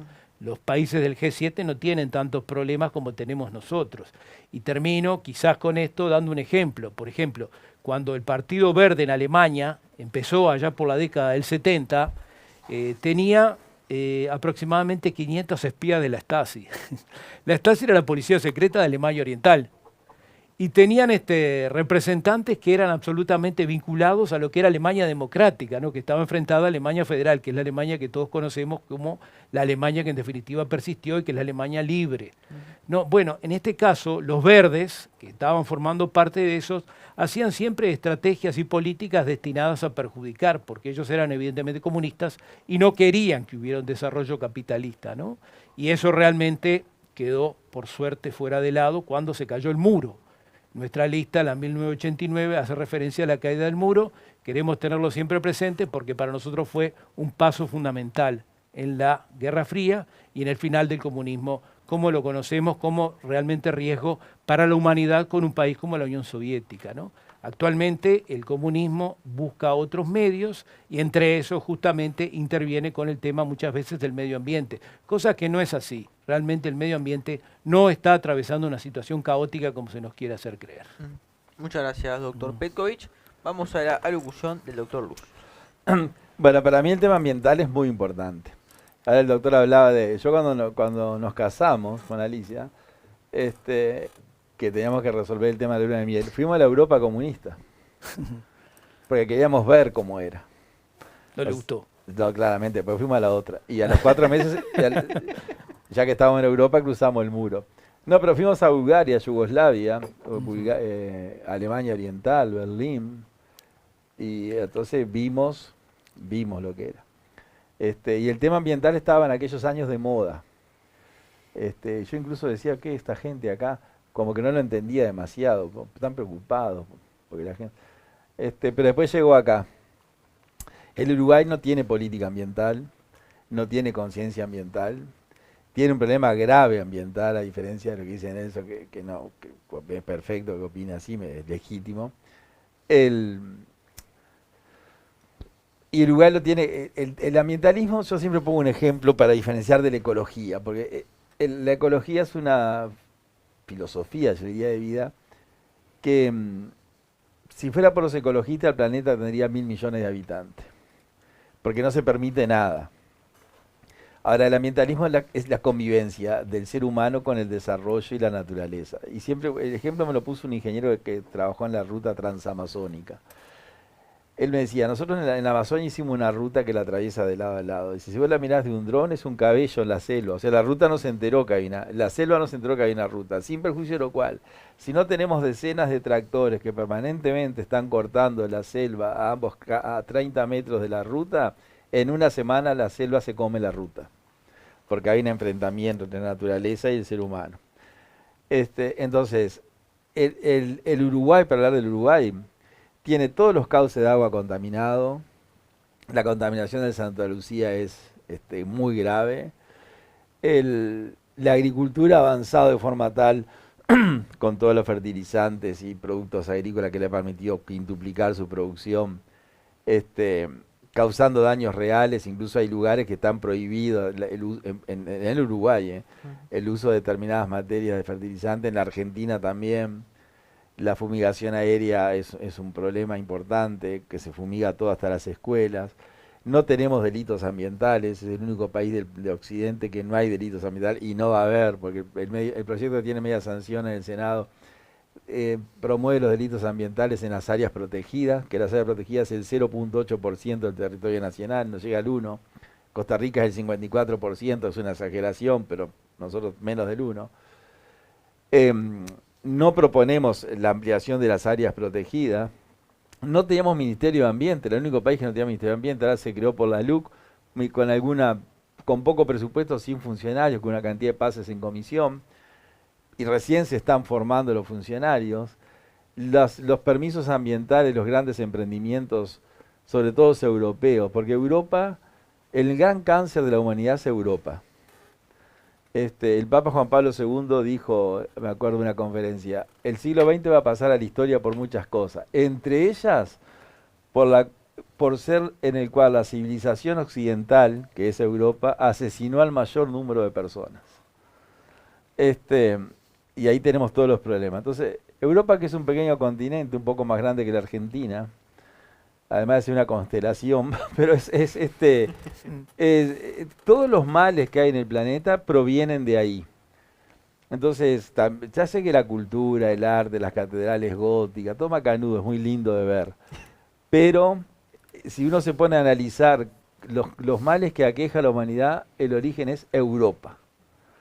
Entonces, como el doctor decía, si van al África, van a expoliar al África. Si vienen a América, ya vemos lo que pasó, ¿no? Cuando vinieron a América del Norte sabemos lo que pasó, pero los echaron a tiempo. Si van al lejano oriente sabemos lo que pasó. Es decir, ellos son un grupo, un tipo humano, como dice un filósofo chileno, un tipo humano muy especial. Pequeños países, que son los que provocaron los daños ambientales, con el gran desarrollo industrial, que es un problema que tiene el capitalismo, que tiene que ver con el ambiente. Al caerse el socialismo, que yo festejo, que no exista más, el capitalismo quedó solo. Entonces el capitalismo, que fue muy bueno, porque sacó a la gente de la pobreza, quedó en un estado que yo le denomino la desmesura. Entró en la desmesura, ¿no? Con un hijo, mi hijo que me dice, hay que comprar un Play 5. Y yo le digo, y vos no tenés el 4. ¿Sí? ¿Y la diferencia cuál es? Que el juego baja en 50 segundos. ¿Y la otra? No hay otra. Entonces, ¿no? Entonces me parecía un exceso. Entonces, el capitalismo en la desmesura arrasa con la naturaleza. Arrasa con la deforestación del Amazonia y de todos los bosques, arrasa con el agua dulce, y cuando se les termina, o cuando ven que se les está terminando, vienen acá. Porque Uruguay sigue siendo un país de materia prima, productos primarios. Uruguay no adelantó nada, ni con los vallistas, ni con los blancos, ni con el frente, ni con... Sigue vendiendo productos primarios Uruguay. Lo que hacía hace 200 años se sigue haciendo, lana, cuero, agua, troncos, no hay nada. Entonces, el tema ambiental no es solamente el agua y el cielo y el aire, es el ser humano. Un problema, el asentamiento es un tema ambiental, el ambientalismo humano. Entonces, si nosotros no resolvemos el tema ambiental, si no tomamos conciencia del tema ambiental, que tendría que ser una materia de primer año de escuela, el Uruguay va a tener graves problemas, que tiene ahora problemas graves y que la gente no lo ve. No lo ve porque no se le refleja en una cuenta de UTE, o no se le, que es lo que el problema que ve la gente. Por ejemplo, la forestación. En Uruguay hay 16 millones de hectáreas, 4 millones aptas para forestación, 4 millones. ¿Qué es lo que dijo el estudio de CONIAT uruguayo? Bueno, hay 4 millones que lo mejor es forestar. Macanudo, vamos a forestar. Yo soy partidario de la forestación, pero en Uruguay se forestó 1 millón de hectáreas, todavía les quedan 3, pero 600.000 de esas hectáreas forestadas están en áreas agrícolas ganaderas. Eso es un problema ambiental. Destruyeron todas las tierras alrededor de Montes del Plata y alrededor de las papeleras para que ellos no paguen fletes. Porque esa es la explicación, no, para no gastar en flete, planten un árbol ahí. Entonces, esos son todos temas ambientales que si uno lo sabe transmitir y le hace ver a la gente que eso es un tema ambiental, no es un tema de un tronco. Solucionando o parando eso, reglamentando eso, una palabra que estoy seguro que al doctor le gusta mucho, el derrame, ¿no? De Adam Smith, ¿no? Las cosas se arreglan más vale tener un vecino rico o un vecino pobre. Siempre es tu vecino, pero si el vecino es rico es mejor que el pobre. El derrame, o sea, lo que la economía derrama, que yo también me parece simpática esa frase. Entonces, el tema ambiental lo que pasa es que la gente lo identifica con el agua, o con el aire, o un contenedor de residuos. El tema ambiental abarca todos los temas. Hay que estudiarlo en profundidad. Y el Uruguay está muy atrasado. Recién se creó la Cátedra de Derecho Ambiental en la facultad. Como yo digo, no teníamos delito ambiental, estamos últimos en áreas protegidas. Nosotros propusimos, aprobamos un proyecto de monte indígena que el Senado lo va a rechazar, ya sabemos, de protección del monte indígena. Entonces, nosotros vamos a dar mucho discurso con esto, haciendo ver a la gente que si eso se resuelve, o se trata de manera un poco mejorcito, también se resuelve el tema del trabajo, y se resuelve una cantidad de asuntos conexos con ese punto. Bueno, muchas gracias. Ahora vamos a la pregunta de doctor Lust al doctor Petkovic. Bueno, la pregunta sobre temas ambientales. A mí me llamó la atención que tú dijeras que Uruguay no tenía un tema ambiental, que era casi un invento, con todo respeto, que no tenía demasiadas consecuencias. Y bueno, la pregunta es ¿por qué sostenés que Uruguay no tiene un problema ambiental grave? Bien. Evidentemente que yo no tengo de repente elementos que tú tienes, que claro, capaz que yo no manejo, ¿no? Porque yo no estoy justamente en el Parlamento. Pero lo que digo yo es que el mercado favorecería quizás la mejor situación económica de la gente, y el que crea daño o perjuicio, por nosotros la política de daños que sostenemos nosotros, tiene que ser responsable por eso, ¿no? Tú bien decías, Eduardo, hoy el tema se hacía referencia al tema de las vías férreas, los $500.000 que pagamos. Todas las consecuencias, lo hablamos también alguna vez, capaz, no sé si recordás, alguna vez lo hablamos, sí, encontrándonos ahí enfrente de un juzgado. Yo te pregunté sobre el tema de las expropiaciones que se estaban haciendo y eso, y las circunstancias económicas que había al respecto, ¿no? Y bueno, el problema es que el Estado ahí se metió a hacer algo que no debía hacer, o sea, hacer todas las vías, favorecer toda la infraestructura que le dio UPM, ¿no? ¿Qué es lo que no debía haber sido, no debía haber pasado? Si el Estado no hubiera hecho eso, si UPM realmente se hubiera instalado, si lo hubiera convenido acá en Uruguay y no haber generado ese gasto, tampoco hubiera de repente haber acaecido alguna de las circunstancias económicas negativas, ¿no?, que vimos. Los glifosatos también, que es lo que tú de alguna manera hacías referencia, no recuerdo si lo dijiste, pero creo que sí. Lo dije, sí. También fue una sustancia que de alguna manera se utilizó mucho, que incluso me han dicho productores, apicultores, que realmente mata a las abejas. Tampoco está bien los glifosatos, ¿no? Obviamente que no. Evidentemente que si el Uruguay de alguna manera, la era progresista, favoreció tanto también el cultivo de soja, que muchos están en contra. Claro, China nos compró un 4% al principio, en el año 2002, y después terminó comprando un 25% del presupuesto nacional, ¿no? O sea, el Uruguay lo que tiene que hacer es, para mí, en materia de medio ambiente, tener otro cuidado, otra responsabilidad, y si alguna persona quiere contaminar, bueno, esa persona tiene que estar sometida realmente a toda la fuerza de la ley, todo el peso de la ley le tiene que caer, ¿no? Que no se hace. Lamentablemente no se hace, porque tenemos ya te digo, el DINAMA, tenemos el Ministerio de Medio Ambiente, que tú decías hoy, pero nosotros creemos que eso no es eficiente. Lamentablemente por ahora no lo hemos visto ser eficiente. Al revés ahora. Bueno, no, es justamente al doctor Eduardo Lust, si realmente él considera, pese a todas las pruebas, que el Ministerio de Medio Ambiente tiene que permanecer o tiene que ser suprimido. No, tiene que permanecer. El Ministerio de Ambiente, después el de Economía, tiene que ser el más importante. Acá el Ministerio es importante, Industria, Trabajo, Ganadería, toma canudo, el MIDES. Pero el Ministerio de Ambiente, si se le da la importancia que tiene, pasa a ser el Ministerio. No hay nada que no pueda pasar, que no deba pasar por el Ministerio de Medio Ambiente.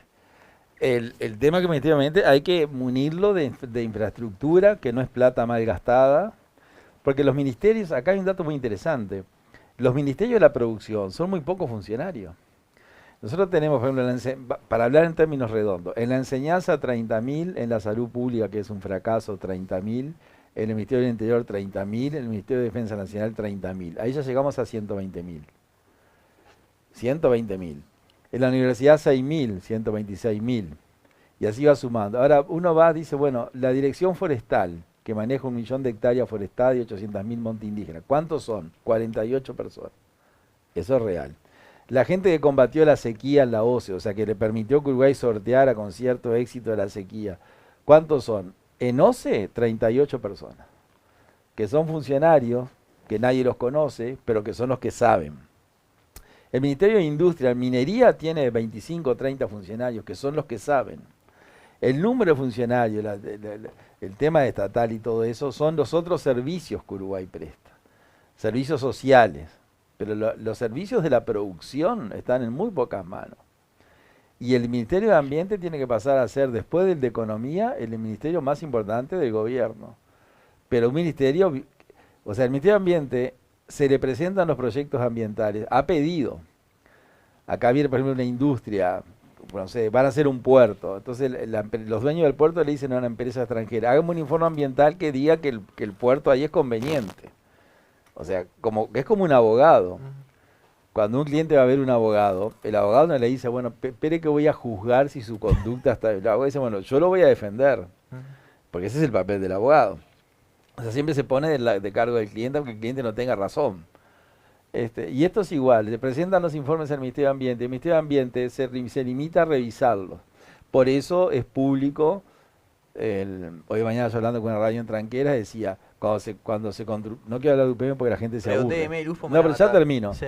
Bueno, cuando se construyó la planta, el presidente Vázquez dijo, ¿la planta se hace o se hace? O sea que no hay opción nada más hacer. En este gobierno, la planta de Arasatí, dijeron, vamos a hacer ahí, que está muy bien el agua dulce, los pueblos, el saneamiento, toma canudo, pero dice, estamos esperando la autorización ambiental. Entonces no se puede hacer nada sin la autorización ambiental, pero como se dan por hecho que la autorización la tienen, pues se hace a medida, con nombre y apellido, prosperan todos esos proyectos que a la larga nos van a perjudicar. Por eso el Ministerio de Ambiente no solamente hay que suprimirlo. Después de Economía tiene que ser el ministerio más importante del gobierno. Bueno, muchas gracias. Vamos a ir a la tanda y ahora vamos a ir con una sección donde nos va a acompañar Juan Manuel Molina. Ustedes lo conocen, nuestro columnista, a hacerle unas breves preguntas a cada uno de los precandidatos. Tanda y volvemos.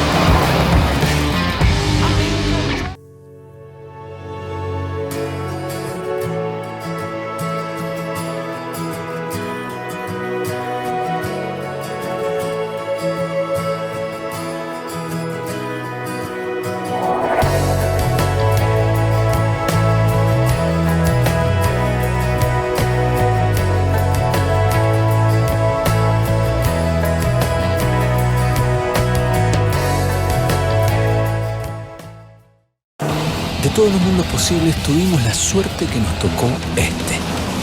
Con caminos perfectos, a pesar de no haber caminos. Este es el mejor mundo del mundo. Esta es nuestra tierra.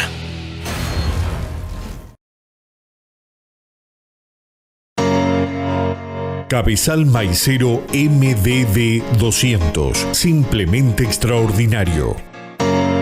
Estamos en Mercedes. Somos Mainero en Uruguay. Ruta 2, kilómetro 277-800.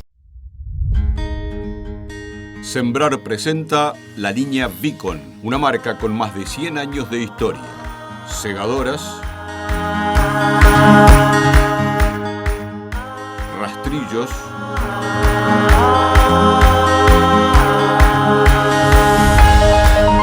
enfardadoras,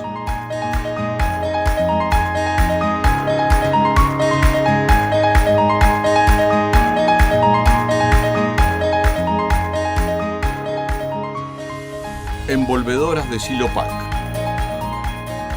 Vicon, con el respaldo de Sembrar. Ventas y servicios ruta 11, kilómetro 89, Santa Lucía, Canelones. Teléfono 4330-2020 o 096-384-384 www.sembrar.com.uy.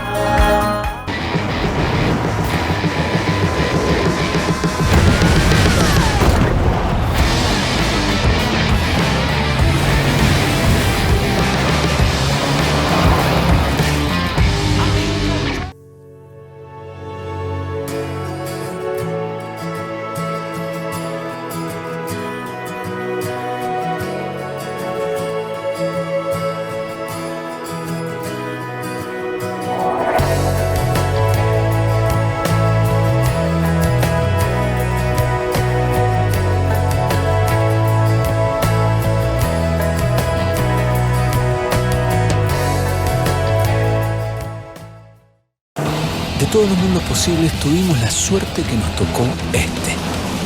Con caminos perfectos, a pesar de no haber caminos. Este es el mejor mundo del mundo. Esta es nuestra tierra.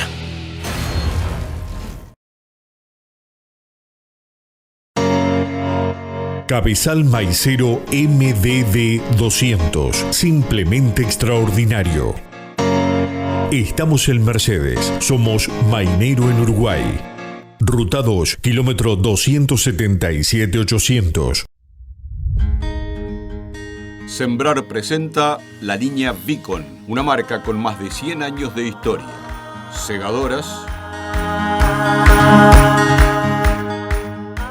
rastrillos,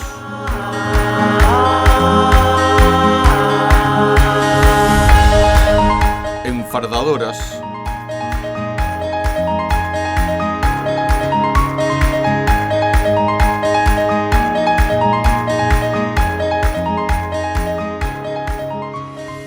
envolvedoras de Silopac. Vicon, con el respaldo de Sembrar. Ventas y servicios ruta 11, kilómetro 89, Santa Lucía, Canelones. Teléfono 4330-2020 o 096-384-384 www.sembrar.com.uy.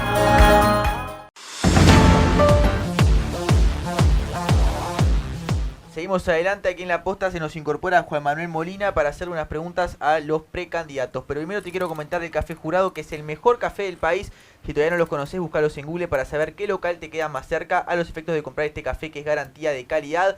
Y también te cuento de Hit Hard. Si querés conocer los secretos de los mejores deportistas del país que nos están representando en el mundo entero, te invito a que los busques en Instagram, hithard.podcast, te repito, hithard.podcast, para conocer justamente sus secretos y ver alguna que otra cosa relacionada a la indumentaria deportiva. Bueno, ahora sí tenemos muy poco tiempo. Juanma, las preguntas que tenga lo más breve posible a los precandidatos. Voy a iniciar con el doctor Lust. Quería preguntarle sobre el proyecto de ley que mencionó hoy, que usted tiene sobre fiscalía, que resulta muy interesante. ¿No profundizaría la politización de la justicia? No, al contrario. El problema de la politización de la justicia. Hoy está politizada. Incluso los partidos políticos no encuentran un fiscal que los vote a ellos, por eso no hay fiscal. Los blancos quieren un blanco, el Frente Amplista quiere un Frente Amplista, lo que quieren. Acá lo que hay que hacer es volver a la fiscalía de antes, funcionarios en un sistema que es largo, no vamos a hablar ahora, desconcentrar el Ministerio de Educación y Cultura, gente de carrera, que llegaba, el que le tocaba, sea lo que sea. Y por eso hace hasta el año 2016 nadie hablaba de los fiscales, nadie conocía un fiscal. Ahora, del 2017 en adelante, las estrellas de televisión son los fiscales, que es como un gran hermano la fiscalía. Por eso hay que derogar Cierto, sí. y volver a lo anterior, que era lo mejor. ¿Usted qué opina, Bien. Petkovic? No, nosotros incluso vamos más allá. Nosotros proponemos que la Fiscalía General sea por elección popular. Proponemos eso, proponemos también para los juicios, determinado tipo de juicios que sean por jurados, a los efectos de que de alguna manera haya más transparencia del sistema. Coincido con el doctor en cuanto al problema de la Fiscalía, en cuanto a la visualización de fiscales, incluso los fiscales que más tienen vigencia ahora son los de Fiscalía de Género, la violencia de género o discriminación. Nosotros entendemos que tiene que pasarse un régimen en el cual se lo elige por la gente, por voto popular, y ese voto popular es el que determina. Por un periodo, obviamente, corto, 5 años, 4 años, menos, lo que sea, porque ya que se creó un servicio desconcentrado, que es la Fiscalía, en realidad fue a medida, doctor, usted lo sabe bien, fue a medida de Jorge Díaz. Bueno, vamos a hacer uno que sea la gente la que decida quién es su fiscal. Juan. A propósito del candidato del Partido Libertario, Bueno. Petkovic, ¿cuáles son las primeras vacas sagradas, llamadas vacas sagradas, que eliminaría de todo el aparato estatal? Bueno, empezaríamos con los ministerios, ¿no? Nosotros creemos que tiene que haber no más de 4 o 5 ministerios como máximo. Los nombres es lo de menos, pero hay funciones que son básicas que tienen que cumplirse. Esto es defensa, interior, ministerio de, nosotros entendemos, educación y salud, eventualmente, y un ministerio de trabajo, que sea el que de alguna manera sea la reinserción, que venga a sustituir lo que está en el MIDES. Lamentablemente disiento ahí con el doctor Luz en cuanto al hecho de mantener al Ministerio de Medio Ambiente, porque nosotros entendemos que no es eficiente, no ha demostrado eficiencia. Si en algún momento se cambia esa perspectiva, bueno, podríamos revisarlo, pero por ahora creemos que no es viable. Y el Ministerio de Economía sí proponemos también sacarlo, suprimirlo, porque entendemos que es de alguna manera la escuela del keynesianismo ahí metida, ¿no?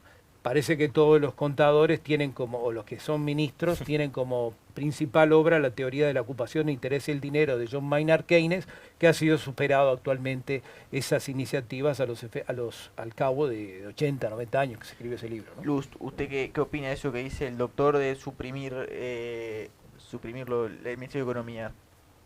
Y yo pienso que no se puede suprimir economía. Es decir, el viejo Ministerio de Hacienda. Las teorías de Keynes o la escuela de austríaco o Friedman, todo eso son economistas académicos que crearon teorías económicas y que se ponen como de moda. Ya un tiempo estuvo de moda Keynes, el Estado participando en todo, ahora está en retirada porque vio que no funcionó. Se lleva al extremo la escuela austríaca, que el Estado no participando en nada. El propio presidente argentino le dijo que si lo hubiera dicho acá ya estaría en juicio político, cuando dijo la misión mía es destruir el Estado. Cuando el periodista le dijo, ¿qué es lo que aspira usted, presidente? La destrucción del Estado. Soy un infiltrado, lo dijo así, soy un infiltrado en el Estado para desde adentro destruirlo. Eso es muy triste que pase eso. Y nosotros, no sé, se podrá reorganizar algún ministerio, que son 13, pero hay ministerios que no mueven la aguja para nada negativo, porque son poca gente. O sea, el gran número está en las intendencias y en los servicios sociales, no en los ministerios. Así que en eso no comparto. Yo entiendo que la mención que hace el doctor Lust hacia las apreciaciones de Milei, está claro que las apreciaciones son simbólicas, pero de ahí me nace una pregunta que es, si usted piensa que el fenómeno Milei puede impactar en la cultura y en la política uruguaya. Está impactando en todo el mundo. Basta lo que está pasando en España, ¿no? Cuando él fue, un gobierno como el de Sánchez, de hace muchos años, que estaba en plena corrupción, ha sido la eclosión ahora en este momento, y Sánchez está al borde, yo creo que, del precipicio, ¿no? Tiene también mucho acuerdo con Giorgia Meloni, que es la premier italiana, tiene también acuerdo con la gente de Vox, también la gente del Partido Liberal, Libertario, en España. Es un fenómeno mundial, Milei. Pero acá no parece tener mucho impacto. Nosotros es cuestión somos de tiempo, quizás. Nosotros somos muy estatistas en Uruguay, capaz que un poco lo que dice el doctor Luz, pero creo que eso tiene que cambiarse. O sea, el socialismo de Estado ya no resulta, lo dijo hace 150 años José Pedro Ramírez, el de las carreras de caballo, que se celebran siempre los 6 de enero, ¿no? La libertad como esfera, la libertad para todos, la libertad como principio, como medio y como fin.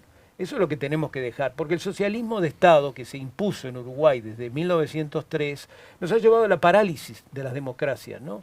Es la parálisis de la democracia persiguiendo una utopía de un Estado protector, un Estado bueno, como decía Krause, y que Valle Ordóñez lo siguió así a muerte, un Estado en el cual el Estado es omnipotente y omnisciente y sapiente, o sea, sabe todo, comprende todo y hace todo, y no puede ser así. Eso terminó, ya quedamos claro que la gente no puede soportar más impuestos. Juanma, una pregunta más a Luz y cerramos. Doctor, la última en materia de seguridad. El ministro, en el Ministerio del Interior sufrió varios cambios en cuanto a sus jerarcas. ¿Usted ve diferencias en el manejo de los 3 ministros del Interior? ¿Ves diferencias sustanciales en los cambios? Bueno, este ministro tiene mucho menos exposición pública, creo que trabaja más. Yo lo conozco bastante, el ministro, no tiene, si bien es un político, tal vez haga carrera política, no tiene hoy un perfil político como tenían los otros, como el ministro Hevery y bueno, el doctor Larañani hablar. Creo que ha cambiado, sí, ha tratado de depurar internamente el ministerio, que hay mucha corrupción. Sí. Él mantiene una presencia casi, no tiene presencia en los medios, no habla con los periodistas y está dedicado, o sea que ha cambiado para mí positivamente. Yo creo que de los ministros que ha habido, de los 13, de lo que se pudo hacer, está haciendo una buena tarea, muy buena, dentro de lo que puede, pero cambió, sí. Bueno, muchas gracias a ambos por haber estado, gracias a nuestra audiencia por haber estado también del otro lado. Sí, ¿El mensaje final lo damos? 30 segundos. 30 segundos, bueno. ¿Por qué votar al Partido Libertario? Votar al Partido Libertario es votar a la libertad. Votar al Partido Libertario es recuperar para los uruguayos aquello que se nos ha robado durante muchos años. La explotación del hombre por el hombre es lo que decía Marx. Nosotros decimos que hay una explotación de los ciudadanos por los políticos, y eso es lo que nosotros queremos terminar definitivamente. Luz, 30 segundos. Bueno, para tener presencia parlamentaria, que podamos incidir... El Partido Constitucional Ambientalista. Partido Constitucional Ambientalista, que podamos incidir en esos 2 temas que son clave y en otros, en el futuro gobierno. Por eso, si nosotros logramos presencia parlamentaria, según las perspectivas electorales, tal vez 2 legisladores puedan inclinar la balanza. Por lo tanto, es importante que entren partidos nuevos o partidos chicos que hagan el equilibrio entre los partidos grandes. Bueno, gracias a ambos. Ahora sí, pensamos que no nos iba a dar el tiempo para esta parte final y por eso es que estábamos dejando postergada. Bien. Finalmente nos dio. Les agradezco a los dos por haber estado. Este es el primer debate presidencial de esta campaña 2024 y ustedes lo vieron acá en La Posta, lo vieron en la pantalla de CRTV, así que agradecerle tanto a los 2 precandidatos que vinieron. Gracias, Juanma, por haberte sumado, por más de que... Gracias a ti, Bauti, siempre por el espacio. Que quedaste apretado de tiempo al final. Le quiero agradecer a Fernando Marguerí, que fue en definitiva quien autorizó que este programa especial se hiciera. Nosotros nos vemos el lunes que viene a las 9 de la noche, igual que siempre. Un abrazo, chau.